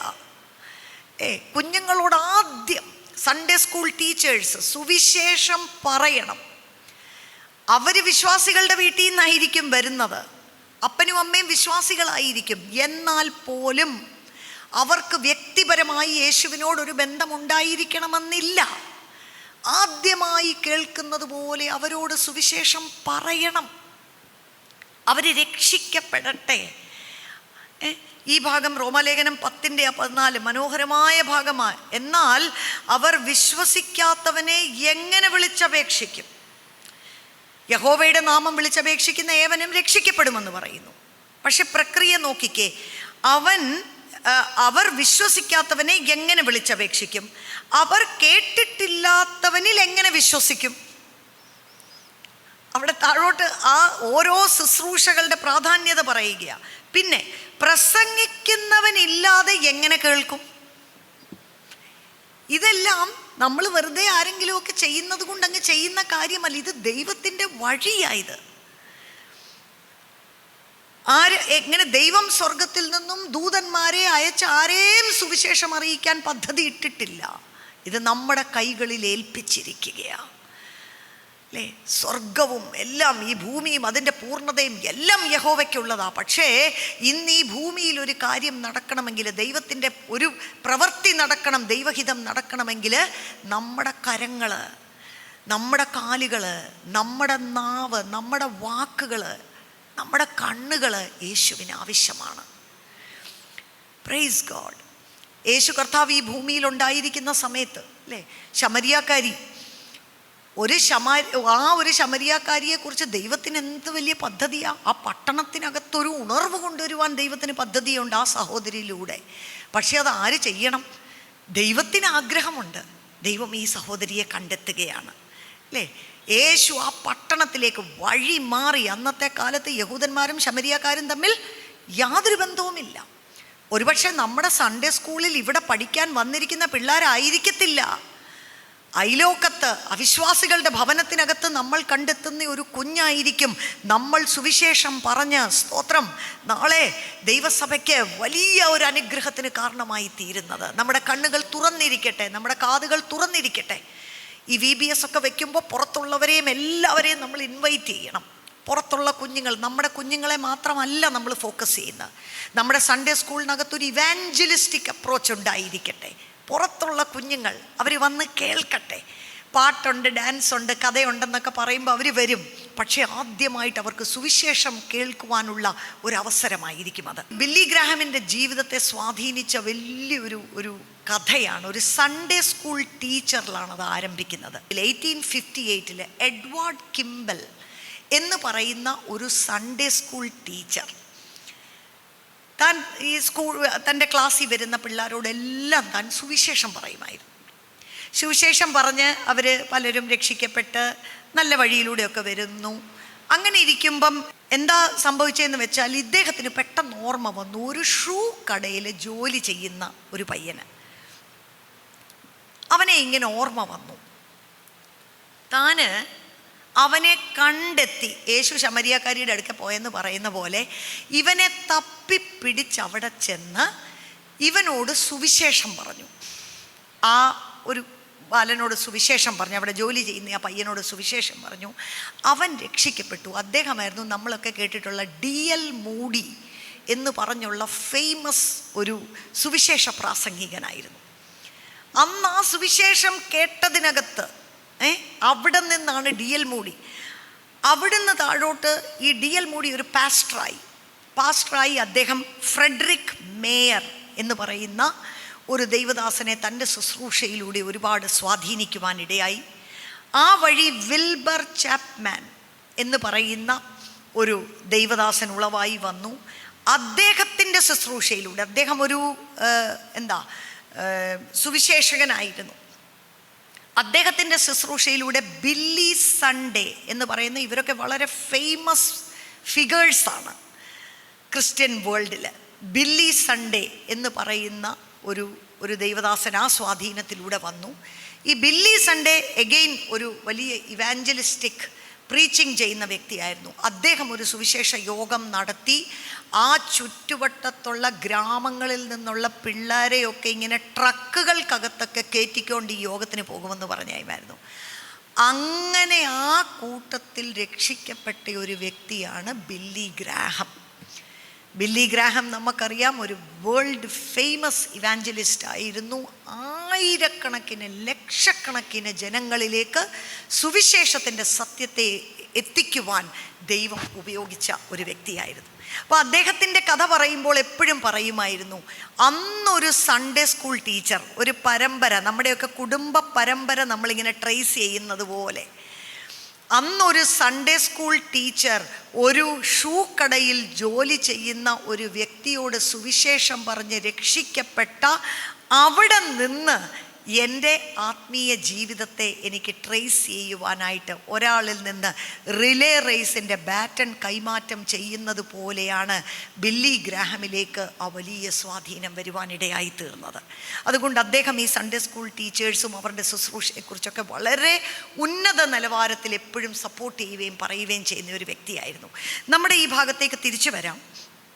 ഇവിടെ നമുക്ക് കാണുവാൻ കഴിയുന്ന ഒരു കാര്യം അല്ലേ, അപ്പോസ്തലപ്രവൃത്തി 16-ാം അധ്യായത്തിൽ നമ്മൾ കാണുന്നത് അവിടെ വെച്ച് തുടങ്ങുകയാണ് ഇവരുടെ ബന്ധം. ഇവൻ ആ സുവിശേഷം ഏറ്റെടുത്തു, രക്ഷിക്കപ്പെട്ടു, അവിടം കൊണ്ട് നിന്നില്ല. ഇവൻ നല്ല ദൈവകൃപയുള്ള ഒരു കുഞ്ഞായിട്ട് ഒരു താല്പര്യത്തോടുകൂടി അവനൊരു ശിഷ്യനാണ് എന്ന് ചെറിയ പ്രായത്തിൽ തന്നെ അവനെക്കുറിച്ച് പറയത്തക്ക വിധത്തിൽ ഇവൻ കൃപയിൽ മുൻപോട്ട് അല്പം വരുന്നു എന്ന് കണ്ടു കഴിഞ്ഞപ്പോൾ ഇവനെ ഒരു കാൻഡിഡേറ്റായിട്ട് മാർക്ക് ചെയ്യുകയാണ്. ഇവനെ കൂടെ കൂട്ടണം പൗലോസ് തീരുമാനിക്കുകയാണ്. അവിടെ നിന്ന് ആ ശിഷ്യത്വത്തിൻ്റെ പാതയിൽ അവർ ഒരുമിച്ച് സഞ്ചരിക്കുവാൻ തുടങ്ങുകയാണ് അല്ലേ. മറ്റ് ചിലരുമുണ്ട്, ഇപ്പാഫ്രോഡിറ്റസിനെ കുറിച്ചും ലൂക്കോസിനെ കുറിച്ചും പൗലോസ് ഇങ്ങനെ ശിഷ്യപ്പെടുത്തിയ പലരുമുണ്ട്. പക്ഷെ തിമോത്തിയോസിന് അതിനകത്തൊരു പ്രത്യേക റോൾ ഉണ്ടായിരുന്നു. അവിടെ നിന്ന് തന്നെ കൂട്ടുകയാണ്. ഇത് ദൈവവചനത്തിൻ്റെ പല ഭാഗങ്ങളിലായിട്ട് കിടക്കുന്നത് കൊണ്ട് പലപ്പോഴും ഒരു കഥയായിട്ട് നമ്മളിതിനെ മനസ്സിലാക്കുന്നില്ല. പക്ഷേ ഇത് ശരിക്കും ഒരു സ്റ്റോറി ലൈൻ ഇതിൻ്റെ പിന്നിലുണ്ട്. 16-ാം അധ്യായം അതിൻ്റെ 3-ാം വാക്യം. അപ്പോൾ സുവിശേഷത്തിനൊരു ഇടർച്ച വരാതിരിക്കേണ്ടതിന്, പരിച്ഛേദന ഏൽക്കേണ്ട ആവശ്യമില്ല ഒരു വ്യക്തി രക്ഷിക്കപ്പെടാൻ എന്ന് ശക്തമായി ഒരു സ്റ്റാൻഡ് എടുത്ത ഒരാളാണ് പൗലോസ്. പക്ഷേ ഇവൻ്റെ കാര്യത്തിൽ അപ്പനൊരു യവനനായതുകൊണ്ടും ഇവൻ ശുശ്രൂഷയിലേക്ക് വരുമ്പോൾ അത് മറ്റുള്ള യഹൂദന്മാർക്ക് ഇടർച്ചയ്ക്ക് കാരണമായി തീരാതിരിക്കേണ്ടതിന് അല്ലേ, ഇവനോടൊരു കാര്യം ബുദ്ധിമുട്ടുള്ള ഒരു കാര്യമാണ്. തിമോത്തിയോസിൻ്റെ മുൻപിൽ ആദ്യത്തെ ഒരു ടെസ്റ്റായിരുന്നു എന്ന് വേണമെങ്കിൽ പറയാം. അവിടെ വെച്ച് തന്നെ അയ്യോ എനിക്ക് അത് പറ്റത്തില്ല പാസ്റ്ററേ എന്ന് പറഞ്ഞ് ആ ബന്ധത്തിനകത്തുനിന്ന് പിന്മാറിപ്പോകാമായിരുന്നു. എനിക്കങ്ങനെയൊന്നും ചെയ്യാൻ പറ്റത്തില്ല അല്ലേ, പാസ്റ്ററിനേക്കാൾ കൂടുതൽ അറിവ് എനിക്കുണ്ട്, വിശ്വാസികൾ ആരും പരിച്ഛേദന ഏൽക്കണ്ട എന്നാണല്ലോ പഠിപ്പിക്കുന്നത്, പിന്നെ എന്നോട് മാത്രം എന്തിനാ പരിച്ഛേദന ഏൽക്കാൻ പറയുന്നത് എന്നൊരിടർച്ച തൻ്റെ ജീവിതത്തിൽ വരികയും അവിടെ നിന്ന് തന്നെ ആ ശിഷ്യത്വത്തിൻ്റെ പാതയിൽ മുൻപോട്ട് പോകാൻ കഴിയാതെ വണ്ണം തിമോത്തിയോസ് ഒരുപക്ഷെ തടസ്സപ്പെട്ടു പോയേനേ. പക്ഷേ പ്രൈസ് ഗോഡ്, അവൻ്റെ അമ്മയിൽ നിന്നും വലിയമ്മയിൽ നിന്നും ഒക്കെയുള്ള സ്വാധീനങ്ങളായേക്കാം മുതിർന്നവർ പറയുമ്പോൾ, പാസ്റ്റർമാർ പറയുമ്പോൾ അതിനോട് ചെവി കൊടുക്കണം. മനസ്സിലായില്ലെങ്കിലും അവരെ ബഹുമാനിക്കണം. അവർ പറയുന്നത് പോലെ മുൻപോട്ട് പോകണം. അനുസരണത്തിൻ്റെ ഒരു ആത്മാവ്, താഴ്മയുള്ള ഒരു ഹൃദയം അവൻ്റെ ഉള്ളിലുണ്ടായതുകൊണ്ട് ഒന്നും ചോദിക്കാതെ പൗലോസിൻ്റെ കൂട്ടത്തിൽ അനുസരണത്തോടെ മുൻപോട്ട് പോകുന്നതായിട്ട് നമുക്കവിടെ കാണുവാനായിട്ട് കഴിയുന്നുണ്ട്. മുൻപോട്ട് നമ്മൾ നോക്കുമ്പോൾ നമുക്ക് തിമോത്തിയോസിൻ്റെ ലേഖനത്തിലേക്ക് വരാം. ഈ ബന്ധം വളരുകയാണ്. ആ ഒരു മിഷണറി ജേണിയിൽ അന്ന് ആ ചെറിയ പ്രായത്തിൽ അല്ലേ, ഇന്നിപ്പം നമ്മളെല്ലാവരും അങ്ങനെ ഒരു സിസ്റ്റമായി പോയി, ഞങ്ങളുടെ മക്കൾ ഉൾപ്പെടെ. നമ്മളാരും ആദ്യം തന്നെ സുവിശേഷ വേലയെക്കുറിച്ച് ചിന്തിക്കുന്നില്ല. പിള്ളേർ പഠിക്കുന്നു, അടുത്ത കോഴ്സ് എടുക്കുന്നു, പിന്നെ കൂടി വന്നാൽ നമ്മൾ ചിലപ്പം ബൈബിൾ കോളേജിൽ വിടുന്നതിനെ കുറിച്ച് ചിന്തിക്കുന്നുണ്ടായിരിക്കും. പക്ഷേ ഇത്തരത്തിൽ ശുശ്രൂഷയിൽ മുന്നേറി വരണം, അതിനുവേണ്ടി ബാക്കി എല്ലാം വിട്ട് മക്കളെ അങ്ങ് സമർപ്പിച്ച് അല്ലേ, അങ്ങനെ അങ്ങ് പൊക്കോ. ഹന്ന ചെയ്തതുപോലെ ശമൂവേൽ ബാലനെ എങ്ങോട്ടങ്ങ് വിട്ടു? ബൈബിൾ കോളേജിൽ പഠിച്ചിട്ട് തിരിച്ചു വരാനാണോ വിട്ടത്? അല്ല, യഹോവയ്ക്കങ്ങ് സമർപ്പിച്ചു. നീ അങ്ങ് പൊക്കോ. തൻ്റെ മക്കളെ പോലും നേർവഴിയിൽ നടത്താൻ കഴിയാത്ത ഒരു ഏലി പുരോഹിതനുണ്ടായിരുന്ന ഒരു ആലയത്തിലേക്കാണ് ഈ അമ്മ തൻ്റെ മകനെ അയച്ചത്. പക്ഷെ അനുസരണമുള്ള ഒരു ഹൃദയം ഉണ്ടായിരുന്നത് കൊണ്ട് ശമൂവേലിൻ്റെ ജീവിതത്തിൽ ഏലി പ്രവാചകന് ഒരു നല്ല മാതൃക കാണിച്ചു കൊടുക്കാൻ പറ്റി. ദൈവശബ്ദം കേൾക്കുന്ന കാര്യത്തിൽ തന്നെ പരിശീലിപ്പിച്ച് മുൻപോട്ട് കൊണ്ടുവരാനായിട്ട് കഴിഞ്ഞു. ഏൽപ്പിച്ചു കൊടുത്തു, അങ്ങ് കൊണ്ടുപൊക്കോ. ആലയത്തിൽ പോയി അങ്ങ് വസിച്ചു. Praise God. ഈ അന്തിമ നാളുകളിൽ നമ്മളങ്ങനെ ആഗ്രഹിക്കണം. അമ്മമാർ നമ്മളങ്ങനെ ആഗ്രഹിക്കണം, നമ്മളങ്ങനെ പ്രാർത്ഥിക്കണം. കർത്താവേ, നമുക്ക് ഫോഴ്സ് ചെയ്യാനൊന്നും പറ്റത്തില്ല, പക്ഷെ ഞങ്ങൾ പ്രാർത്ഥിക്കുക. അതേ ഹൃദയമുള്ള, അതേ വിളിയുള്ള, ആലയത്തിൽ പോയി താമസിച്ച് പരിശീലിപ്പിക്കപ്പെട്ട് ദൈവത്തിൻ്റെ വഴികളിലേക്ക് പ്രയോജനപ്പെടത്തക്ക പോലെ കർത്താവേ ഞങ്ങളുടെ മക്കളെ കരങ്ങളിലെടുക്കണമേ. ഈ ലോകത്തിൻ്റെ ഏത് പദവികളെക്കാട്ടിലും കർത്താവിൻ്റെ രണ്ടാമത്തെ വരവിന് മുൻപ് അങ്ങനെയുള്ള ചില ആഴത്തിലുള്ള സമർപ്പണങ്ങൾ വെളിപ്പെടട്ടെ, നമ്മുടെ ജീവിതത്തിൽ വെളിപ്പെടട്ടെ, നമ്മുടെ തലമുറയിൽ വെളിപ്പെടട്ടെ. അത് അടുത്ത തലമുറയ്ക്കൊരു പകർച്ചയായി മാറട്ടെ. കർത്താവിൻ്റെ ഒന്നാമത്തെ വരവിനോടുള്ള ബന്ധത്തിൽ നമുക്കറിയാം, ശിമിയോനും അന്നായും ദേവാലയത്തിൽ പാർത്തവിടങ്ങ് ടെൻ്റടിച്ച് കിടക്കുക അവർ അല്ലേ. ഇപ്പോഴത്തെ കാലത്ത് നമ്മൾ അങ്ങനെയുള്ള ശുശ്രൂഷകൾ കാണുന്നില്ല, അങ്ങനെയുള്ള സമർപ്പണങ്ങൾ കാണുന്നില്ല. ആ അന്നായെക്കുറിച്ചൊക്കെ നമുക്ക് ഒത്തിരി പഠിക്കാനുണ്ട്. സഹോദരിമാരുടെ ക്ലാസ് എടുക്കുമ്പോൾ ഞാനത് പറയാറുണ്ട്. ചെറിയ പ്രായത്തിൽ തൻ്റെ ഭർത്താവ് തനിക്ക് നഷ്ടപ്പെട്ടു. മനുഷ്യരോടും ദൈവത്തോടും ഒക്കെ നീരസമുള്ളവളായി, ഡിപ്രഷൻ അല്ലേ, ഇന്നത്തെ ഭാഷയിൽ പറഞ്ഞാൽ മനസ്സ് വേദനിച്ച് മുറിവേറ്റ് ദൈവം എന്നെ കൈവിട്ടു എന്നൊക്കെ പറഞ്ഞ് പെറുപെറുത്ത ഒരു ജീവിതകാലം അവൾ കഴിക്കേണ്ടുന്നവളാണ്. എന്നാൽ അവൾ തിരഞ്ഞെടുത്തത് എന്താണ്? യഹോവയുടെ ആലയത്തിൽ രാപ്പകൽ അല്ലേ ഉപവാസത്തോടും പ്രാർത്ഥനയോടും കൂടെ അവളങ്ങ് അങ്ങനെ ആ ശുശ്രൂഷകൾ ദാവീദിൻ്റെ കൂടാരത്തിനകത്ത് വെളിപ്പെട്ടതുപോലെ 24 മണിക്കൂർ 7 ദിവസം അവളങ്ങ് ഏൽപ്പിച്ചു കൊടുത്ത് പ്രാർത്ഥിക്കുക. സ്തോത്രം. അങ്ങനെയുള്ള പ്രാർത്ഥനകളാണ് ഈ ഭൂമിയിൽ ദൈവപ്രവർത്തികൾ വെളിപ്പെടുവാൻ വലിയ കാരണമായി തീരുന്നത്. അവളുടെ കണ്ണുകൊണ്ട് അവൾ യേശുവിനെ കാണുകയാണ്. ഒരു കുഞ്ഞായിട്ട് ആ ദേവാലയത്തിലേക്ക് കൊണ്ടുവരുമ്പോൾ മറ്റാർക്കും തിരിച്ചറിയുവാൻ കഴിഞ്ഞില്ലെങ്കിലും ഉപവാസത്തോടും പ്രാർത്ഥനയോടും ദേവാലയത്തിൽ സമയം കഴിച്ചിരുന്ന ആ വ്യക്തികൾക്ക് ദൈവത്തിൻ്റെ പ്രവചന നിവർത്തി കാണുവാൻ അവരുടെ കണ്ണുകൾ തുറക്കുകയാണ്. ഹല്ലേലൂയ. 8 ദിവസം പ്രായമുള്ള യേശു കുഞ്ഞിനെയും കൊണ്ട് ദേവാലയത്തിലേക്ക് കടന്നു വരുമ്പോൾ അയ്യോ എന്നും വരുന്നത് പോലെ മറ്റൊരു ഡെഡിക്കേഷൻ, ഒരു ചടങ്ങായിരിക്കും എന്നല്ല അവർ വിചാരിച്ചത്. അവരുടെ കണ്ണുകൾ തുറന്നു, ദൈവപ്രവർത്തികൾ കാണുവാൻ തക്കവണ്ണം. സ്തോത്രം. കർത്താവിൻ്റെ രണ്ടാമത്തെ വരവ് അടുത്തിരിക്കുകയാണ്. ആ അടയാളങ്ങളെ തിരിച്ചറിയുവാൻ, സമയങ്ങളെ തിരിച്ചറിയുവാൻ, പ്രവചന നിവർത്തികളെ തിരിച്ചറിയുവാൻ, അതിനനുസരിച്ച് പ്രവചിക്കുവാൻ, പ്രാർത്ഥിക്കുവാൻ, ദൈവസഭയെ എഴുന്നേൽപ്പിക്കുവാൻ, ഉണർത്തുവാൻ. സ്തോത്രം. നമ്മളെ ദൈവം അന്വേഷിക്കുക. ഈ കാലങ്ങളിൽ വീണ്ടും അങ്ങനെയുള്ള ശുശ്രൂഷകൾ. ഇവിടെ നോക്കിക്കേ, അമ്മ വിട്ടയക്കുകയാ, തിമോത്തിയോസിനെ വിട്ടയക്കുകയാ. പൊക്കോ, എങ്ങോട്ടാ പോന്നേന്നറിയത്തില്ല, എന്തെല്ലാമാണ് ജീവിതത്തിൽ അനുഭവിക്കേണ്ടി വരുന്നതെന്ന് അറിയത്തില്ല. എന്നാൽ അവനെ ഒരു ലെവൽ വരെ ട്രെയിൻ ചെയ്ത് ഈ പൗലോസിൻ്റെ കൂടെ വിടുകയാണ്. പിന്നീട് അങ്ങോട്ട് പൗലോസ് സഞ്ചരിച്ച ഇടങ്ങളിൽ കൂട്ടത്തിൽ കൊണ്ട് നടന്ന് പഠിപ്പിക്കുക. സ്തോത്രം. കണ്ട് പഠിക്കുകയാണ്, കേട്ട് പഠിക്കുകയാണ്. തൻ്റെ ജീവിതം, തൻ്റെ പ്രാർത്ഥനാ ജീവിതം, തൻ്റെ ഇടപെടലുകൾ. അതാണ് 2 തിമോത്തിയോസ് 3 പൗലോസ് പറയുന്നുണ്ട്. ഞാനങ്ങ് ചുരുക്കി പറയുക. എവിടെയെല്ലാം അവർ പോയി, അവർക്കുണ്ടായ അനുഭവങ്ങൾ, ഇതൊക്കെ അപ്പോസ്തല പ്രവൃത്തിയിൽ നിന്ന് ഒരു ക്ലാസ് പോലെ പഠിക്കാൻ നല്ല ഒരു വിഷയമാണത്. എന്നാൽ ചുരുക്കത്തിൽ ഇവിടെ പൗലോസ് പറയുകയാണ് 3:10, 2 തിമോത്തിയോസ് 3:10, നീയോ എൻ്റെ ഉപദേശം.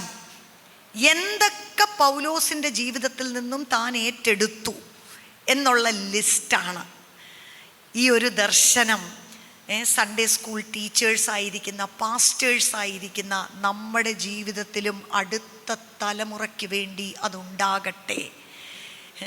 ഇവിടെ എന്തുവാ പറയുന്നത്? നീയോ എൻ്റെ ഉപദേശം, നടപ്പ്, ഉദ്ദേശം, വിശ്വാസം, ദീർഘക്ഷമ, സ്നേഹം, സഹിഷ്ണുത എന്നിവയും അന്ത്യോക്യയിലും ഇക്കോന്യയിലും ലൂസ്ത്രയിലും എനിക്ക് സംഭവിച്ച ഉപദ്രവവും കഷ്ടാനുഭവം കണ്ടറിഞ്ഞിരിക്കുന്നു. സ്തോത്രം. എൻ്റെ ജീവിതം ഒരു തുറന്ന പുസ്തകമാണ് നിൻ്റെ മുൻപിൽ എന്ന് പറയത്തക്ക ഒരു ലെവലിൽ നോക്കിയാൽ ആ ലിസ്റ്റിൽ എന്തൊക്കെയുണ്ട്. ഉപദ്രവം പോസിറ്റീവ് കാര്യങ്ങൾ മാത്രമല്ല, അല്ലേ? നമുക്കുണ്ടാകുന്ന കഷ്ടങ്ങൾ, ഉപദ്രവങ്ങൾ, അതിൻ്റെ നടുവിലുള്ള നമ്മുടെ പ്രതികരണങ്ങൾ അടുത്ത തലമുറ ഇത് കാണണം. അവർ കാണുന്നത്, അപ്പം ഞാൻ മുമ്പ് ഓർമ്മിപ്പിച്ചതുപോലെ ഞാൻ അധികം പറയുന്നില്ല, ആദ്യം ശോധന ചെയ്യേണ്ടുന്നത് നമ്മുടെ ജീവിതമാണ്.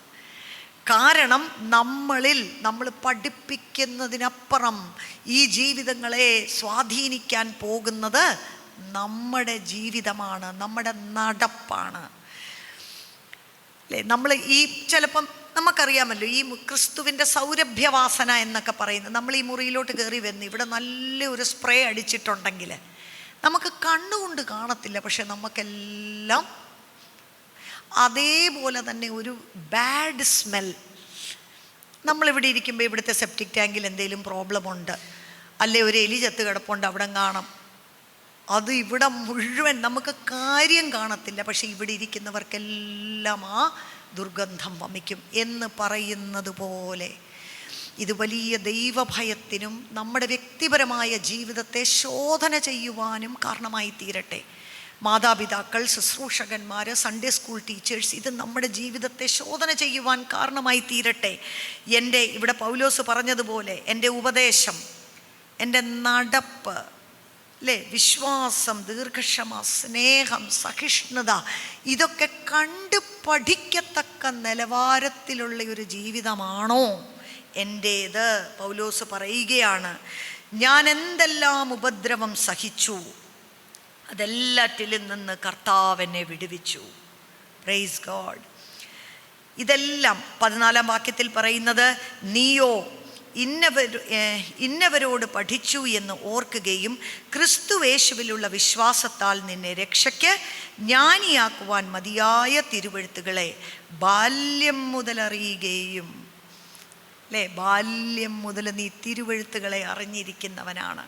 പൗലോസ് തന്നെക്കുറിച്ച് അങ്ങനെ പറയുകയാണ്. അതിൻ്റെ നമുക്കറിയാം ഏറ്റവും അവസാനത്തെ ലേഖനമാണ്, പൗലോസ് എഴുതിയ അവസാനത്തെ ലേഖനമാണ്. ഒരുപക്ഷെ അദ്ദേഹത്തിൻ്റെ മരണത്തിൻ്റെ ചില മണിക്കൂറുകൾ മുൻപ് എഴുതിയ ലേഖനമാണ്. 4-ാം അധ്യായത്തിലേക്ക് വരുമ്പോൾ പറയുന്നുണ്ട്, ഞാനോ ഇപ്പോൾ തന്നെ പാനീയയാഗമായി ഒഴിക്കപ്പെടുന്നു, എൻ്റെ നിര്യാണകാലവും അടുത്തിരിക്കുന്നു.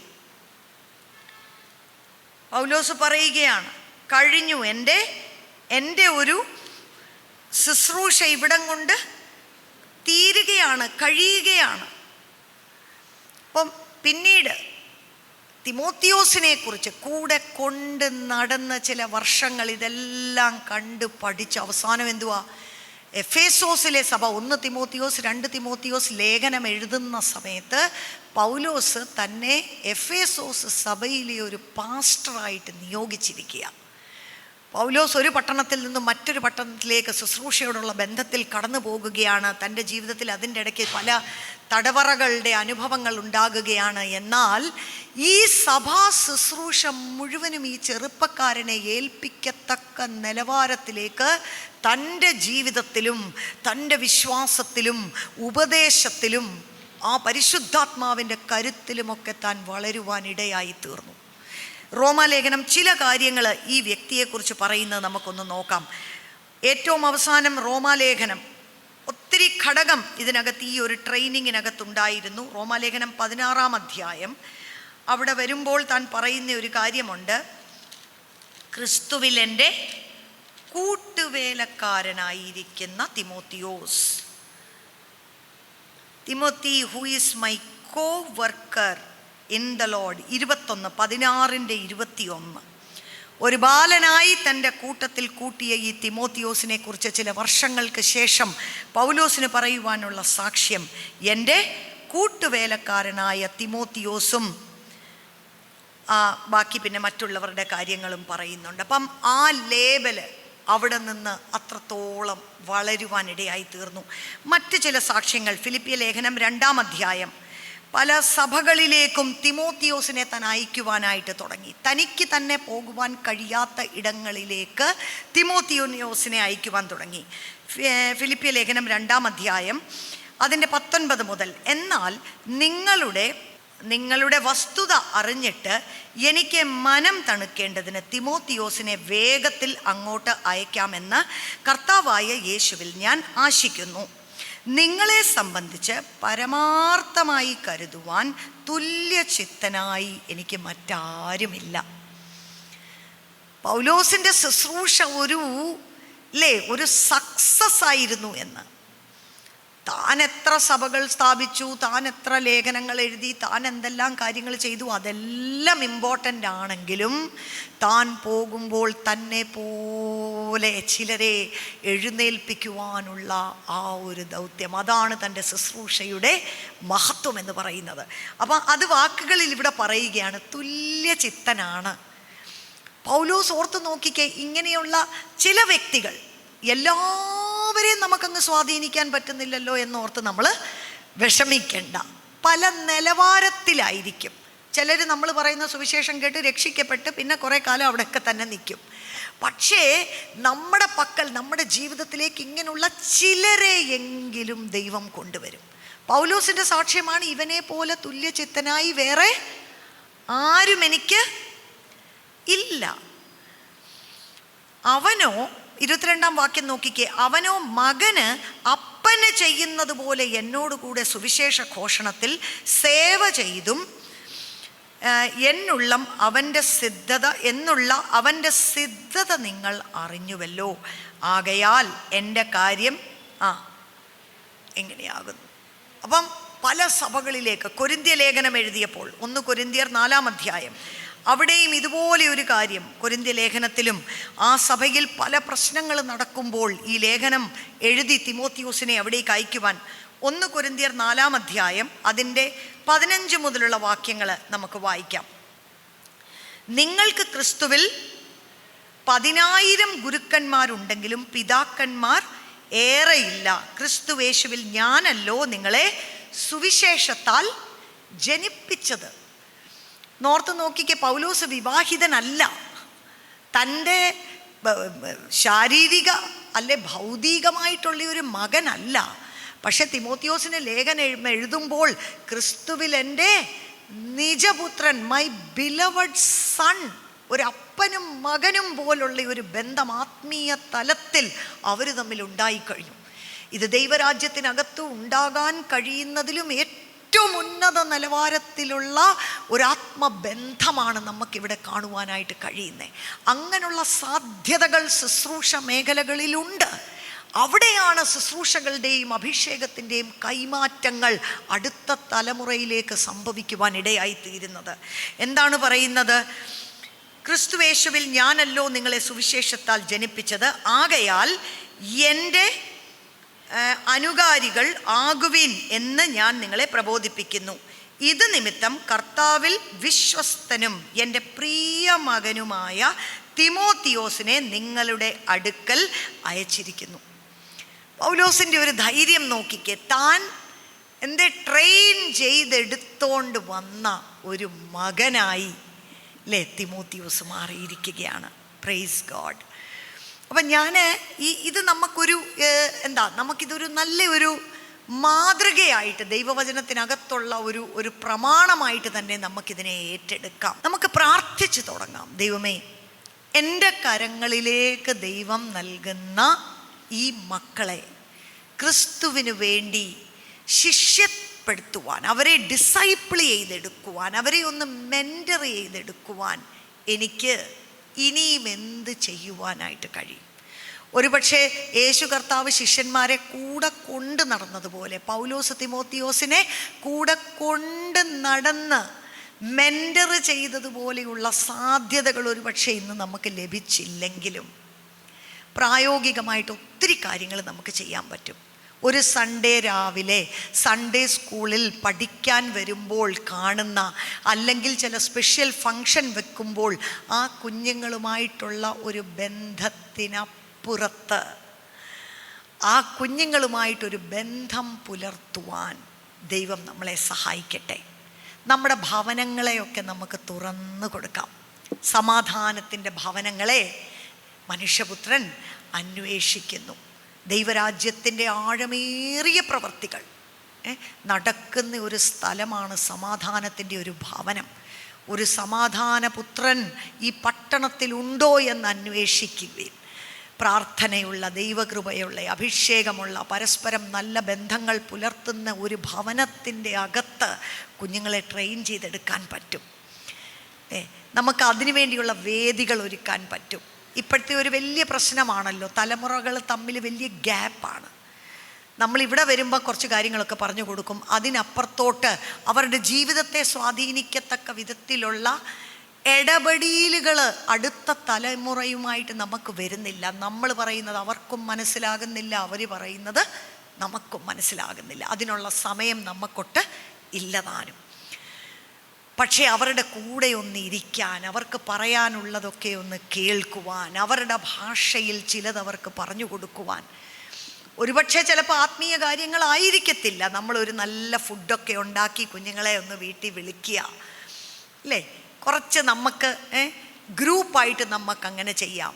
ആത്മീയ താല്പര്യങ്ങളുള്ള ചില കുഞ്ഞുങ്ങളെ അവരെ ഒന്ന് സിംഗിൾ ഔട്ട് ചെയ്ത് അവരുമായി സമയം ചെലവഴിക്കുക, അവർക്ക് വേണ്ടി പ്രാർത്ഥിക്കുക.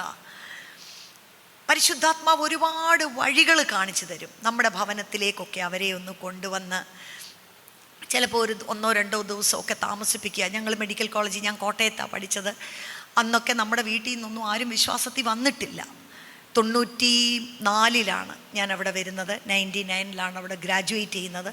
ഞങ്ങളുടെ വിശ്വാസ ജീവിതത്തിൻ്റെ ആരംഭങ്ങളിലൊക്കെ ഞങ്ങളെ ഇതുപോലുള്ള മെൻറ്ററിങ് ഒരുപാട് സഹായിച്ചിട്ടുണ്ട്. തുറന്ന ഭവനങ്ങൾ, ഓപ്പൺ ഹോംസ്, സീനിയേഴ്സായിട്ട് അവിടെ തന്നെ ഉണ്ടായിരിക്കുന്ന ചില കപ്പിൾസ് അവരുടെ ഭവനത്തിൽ ചിലപ്പോൾ വൈകുന്നേരം ഒരു നേരം അവർ ഭക്ഷണത്തിന് വിളിക്കും. ആ ഭക്ഷണം കഴിച്ചുകൊണ്ടിരിക്കുമ്പോഴായിരിക്കും അവരുടെ ജീവിതത്തിലെ ചില സാക്ഷ്യങ്ങൾ നമ്മളോട് പറയുന്നത്, നമ്മുടെ വിശേഷങ്ങൾ ചോദിച്ചറിയുന്നത്, നമ്മുടെ സ്ട്രഗിൾ അപ്പോഴായിരിക്കും നമുക്ക് പറയാൻ പറ്റുന്നത്. ഈ കുഞ്ഞുങ്ങളുടെ ജീവിതത്തിലൊക്കെ ഒരുപാട് ചോദ്യങ്ങളുണ്ട്, ഒരുപാട് വിഷയങ്ങളുണ്ട്. അപ്പോഴായിരിക്കും അല്ലേ അവരുടെ സമ്മർദ്ദങ്ങൾ അവർക്കൊന്ന് പങ്കിടാൻ പറ്റുന്നത്, അവരുടെ ഹൃദയത്തിൻ്റെ വിഷയങ്ങൾ അവർക്കൊന്ന് പറയുവാൻ പറ്റുന്നത്. ചിലപ്പോൾ ഒത്തിരി ഒന്നും പറഞ്ഞില്ലെങ്കിലും ഒന്ന് കൈപിടിച്ച്, ഒന്ന് ആശ്വസിപ്പിച്ച്, 2 വാക്ക് അവർക്ക് വേണ്ടി ഒന്ന് പ്രാർത്ഥിക്കുവാൻ കഴിയുന്നത്, അവരുടെ ബർത്ത്ഡേക്ക് അവർക്ക് പ്രത്യേകം ഒരു ഗിഫ്റ്റ് കൊടുക്കാൻ പറ്റുന്നത്, നല്ലൊരു പുസ്തകം വാങ്ങിച്ചു കൊടുക്കുവാൻ പറ്റുന്നത്, അവരെ കൂടെ കൊണ്ട് നടന്ന് ഒത്തിരി പ്രായോഗിക വിധങ്ങളിൽ ആ കുഞ്ഞുങ്ങളുടെ ജീവിതത്തിലേക്ക് 1-on-1 മെൻറ്ററിങ് എന്ന് പറയുമ്പോൾ അതങ്ങനെയൊരു പ്രക്രിയ. ഒരു ഗ്രൂപ്പിനെ ഒരുമിച്ചിരുത്തി നമ്മൾ ചില കാര്യങ്ങൾ പഠിപ്പിക്കുന്നതിനെക്കാട്ടിലും ഒരു വ്യക്തിയെ നമ്മുടെ ജീവിതത്തോട് അടുക്കുവാൻ നമ്മൾ അനുവാദം കൊടുക്കുകയാണ്. നമ്മുടെ ജീവിതം അവർ കാണണം, അവരിലേക്ക് ചിലത് പകർന്നു കൊടുക്കുവാൻ, അവരെ സ്നേഹിക്കുവാൻ, ദൈവത്തിൻ്റെ വഴികളിലേക്ക് അവരെ സ്വാധീനിക്കുവാൻ, പ്രായോഗിക ജീവിതത്തിൻ്റെ സന്ദർഭങ്ങളിലൂടെയെല്ലാം അത്തരത്തിലുള്ള ഒരു ശിഷ്യത്വത്തിൻ്റെ പാതയിൽ അവരെ മുൻപോട്ട് കൊണ്ടുവരുവാൻ അതൊരു വലിയ സാധ്യതയാണ്. ഇന്നത്തെ ഈ ഒരു യോഗത്തിൽ ഒരു വശം ഞാൻ ഒരുപാട് അത് എൻകറേജ് ചെയ്യുന്നു, അക്നോളജ് ചെയ്യുന്നു. നിങ്ങൾ കർത്താവിലുണ്ടായിരിക്കുന്ന നിങ്ങളുടെ അധ്വാനം അത് വിലയേറിയതാണ്. ഈ കുഞ്ഞു ജീവിതങ്ങളിലേക്ക് പാസ്റ്റർ ഓർമ്മിപ്പിച്ചതുപോലെ ഒന്നും എഴുതാത്ത ഒരു ക്ലീൻ സ്ലേറ്റ് പോലെയാണ് അവരുടെയൊക്കെ ഹൃദയങ്ങൾ എന്ന് പറയുമ്പോൾ ആരവരെ ആദ്യം സ്വാധീനിക്കുന്നു എന്നുള്ളത് മാത്രമേ ഉള്ളൂ. അപ്പം വലിയൊരു ശുശ്രൂഷയാണ് നിങ്ങൾ ചെയ്യുന്നത്. എന്നാൽ ഒരു പടിയും കൂടെ മുൻപോട്ട് അവരെ ശിഷ്യത്വത്തിൻ്റെ പാതയിലേക്ക് നടത്തുവാൻ, അവരുടെ ജീവിതങ്ങളെ സ്വാധീനിക്കുവാൻ, അവരെ ചില കാര്യങ്ങൾ പഠിപ്പിച്ചു എന്ന് മാത്രമല്ല, എൻ്റെ ജീവിതം ഒരു പാനീയയാഗമായി ഞാൻ ഇതാ സമർപ്പിക്കുന്നു എന്ന് പൗലോസ് തന്നെക്കുറിച്ച് പറഞ്ഞതുപോലെ തന്നെ കർത്താവേ, ചിലരെ എല്ലാം നിനക്ക് വേണ്ടി ഒന്ന് സ്വാധീനിക്കുവാൻ, ജീവിതങ്ങൾ രൂപാന്തരപ്പെടുവാൻ, അറിവിൻ്റെ തലത്തിലൊരു വ്യത്യാസമുണ്ടായി. ഞങ്ങളുടെ മക്കൾക്കെല്ലാം ചില വാക്യങ്ങൾ കാണാതെ പറയാൻ അറിയാം. ബൈബിൾ ക്യൂസ് ഇട്ട് കഴിഞ്ഞാൽ അവർ 100-ൽ 100 മാർക്ക് മേടിക്കും. അവരെല്ലാ ക്ലാസ്സും കൃത്യമായിട്ട് പഠിച്ച് പരീക്ഷ എഴുതി പാസ്സായി സർട്ടിഫിക്കറ്റ് മേടിച്ചു എന്ന് മാത്രമല്ല, രൂപാന്തരപ്പെട്ട ജീവിതത്തിൻ്റെ ഉടമകളായി അവർ മാറട്ടെ. കർത്താവേ, അവരെ ദൈവസ്നേഹത്താൽ അവർ പിടിക്കപ്പെടട്ടെ. പരിശുദ്ധാത്മാവിൻ്റെ അഭിഷേകം അവരുടെ ജീവിതത്തെ കയറി പിടിക്കട്ടെ. ദൈവിക ദർശനങ്ങളാൽ അവർ പിടിക്കപ്പെടട്ടെ. അപ്പോൾ രൂപാന്തരപ്പെട്ട ഒരു ജീവിതത്തിന് മാത്രമേ മറ്റൊരു ജീവിതത്തെ ആ നിലവാരത്തിലേക്ക് ഉയർത്തിയെടുത്തുകൊണ്ട് വരാനായിട്ട് കഴിയത്തുള്ളൂ. ഇത് ദൈവത്തിൻ്റെ പദ്ധതിയാണ്. ഇതൊരു ശുശ്രൂഷയാണ്. Mentoring is a great ministry. അങ്ങനെയാണ് ക്രിസ്തീയ ശുശ്രൂഷ മുൻപോട്ട് പോകണം എന്ന് ദൈവം പദ്ധതി ഇട്ടിരിക്കുന്നത്. 2 തിമോത്തിയോസ് 2:2 നമ്മുടെ മനസ്സിലത് ഇരിക്കട്ടെ. ഒരു റിലേ റേസിൻ്റെ ഒരു പിക്ചർ, ഒരു ബാറ്റൺ കൈമാറുന്നത് പോലെ ദൈവവചനം പഴയ നിയമത്തിലും പുതിയ നിയമത്തിലും ഉടനീളം അതൊരു പ്രിൻസിപ്പിളായിട്ട് നമുക്കത് കാണുവാൻ കഴിയുന്നു. ഇത് കൈമാറ്റം ചെയ്യപ്പെടണം. ഒരു തലമുറയിൽ നിന്ന് അടുത്ത തലമുറയിലേക്ക് ഇത് കൈമാറ്റം ചെയ്യപ്പെടണം. ദൈവം നമ്മെ ധാരാളമായി അനുഗ്രഹിക്കട്ടെ. നമുക്ക് പ്രാർത്ഥിക്കാം. ഈ നാളുകളിൽ കർത്താവെ, നമ്മളെ തന്നെ ഒന്ന് ഏൽപ്പിച്ചു കൊടുക്കാം. കർത്താവെ, ഞങ്ങൾ ചെയ്തുകൊണ്ടിരിക്കുന്നത് വിശ്വസ്തയോടെ ചെയ്യുവാനും അതല്ല അതിനപ്പുറത്തുള്ള പരിശുദ്ധാത്മാവിൻ്റെ ചില കാഴ്ചപ്പാടുകളിലേക്ക് ഞങ്ങളെ നയിക്കണമേ. കർത്താവെ, ഈ കുഞ്ഞുങ്ങൾ രൂപാന്തരപ്പെട്ട ജീവിതത്തിൻ്റെ ഉടമകളായി മാറട്ടെ. അവർ വാസ്തവമായിട്ട് സുവിശേഷം കേട്ട് അവരൊന്ന് രക്ഷിക്കപ്പെടട്ടെ. കർത്താവെ, ഞങ്ങളുടെ ജീവിതങ്ങളൊന്ന് രൂപാന്തരപ്പെടട്ടെ. ഞങ്ങളെ നോക്കി അത് മാതൃകയാക്കുക എന്ന് പറയത്തക്ക വിധത്തിൽ കർത്താവെ, വിശ്വാസത്തിലും സ്നേഹത്തിലും നടപ്പിലും ദീർഘക്ഷമയിലും വചനത്തിലും ഒക്കെ ഒന്ന് ഉയർന്നു വരുവാൻ ഞങ്ങളെ തന്നെ ഒന്ന് സഹായിക്കണമേ എന്ന് നമുക്ക് പ്രാർത്ഥിക്കാം. ദൈവം നമ്മെ ധാരാളമായി അനുഗ്രഹിക്കട്ടെ.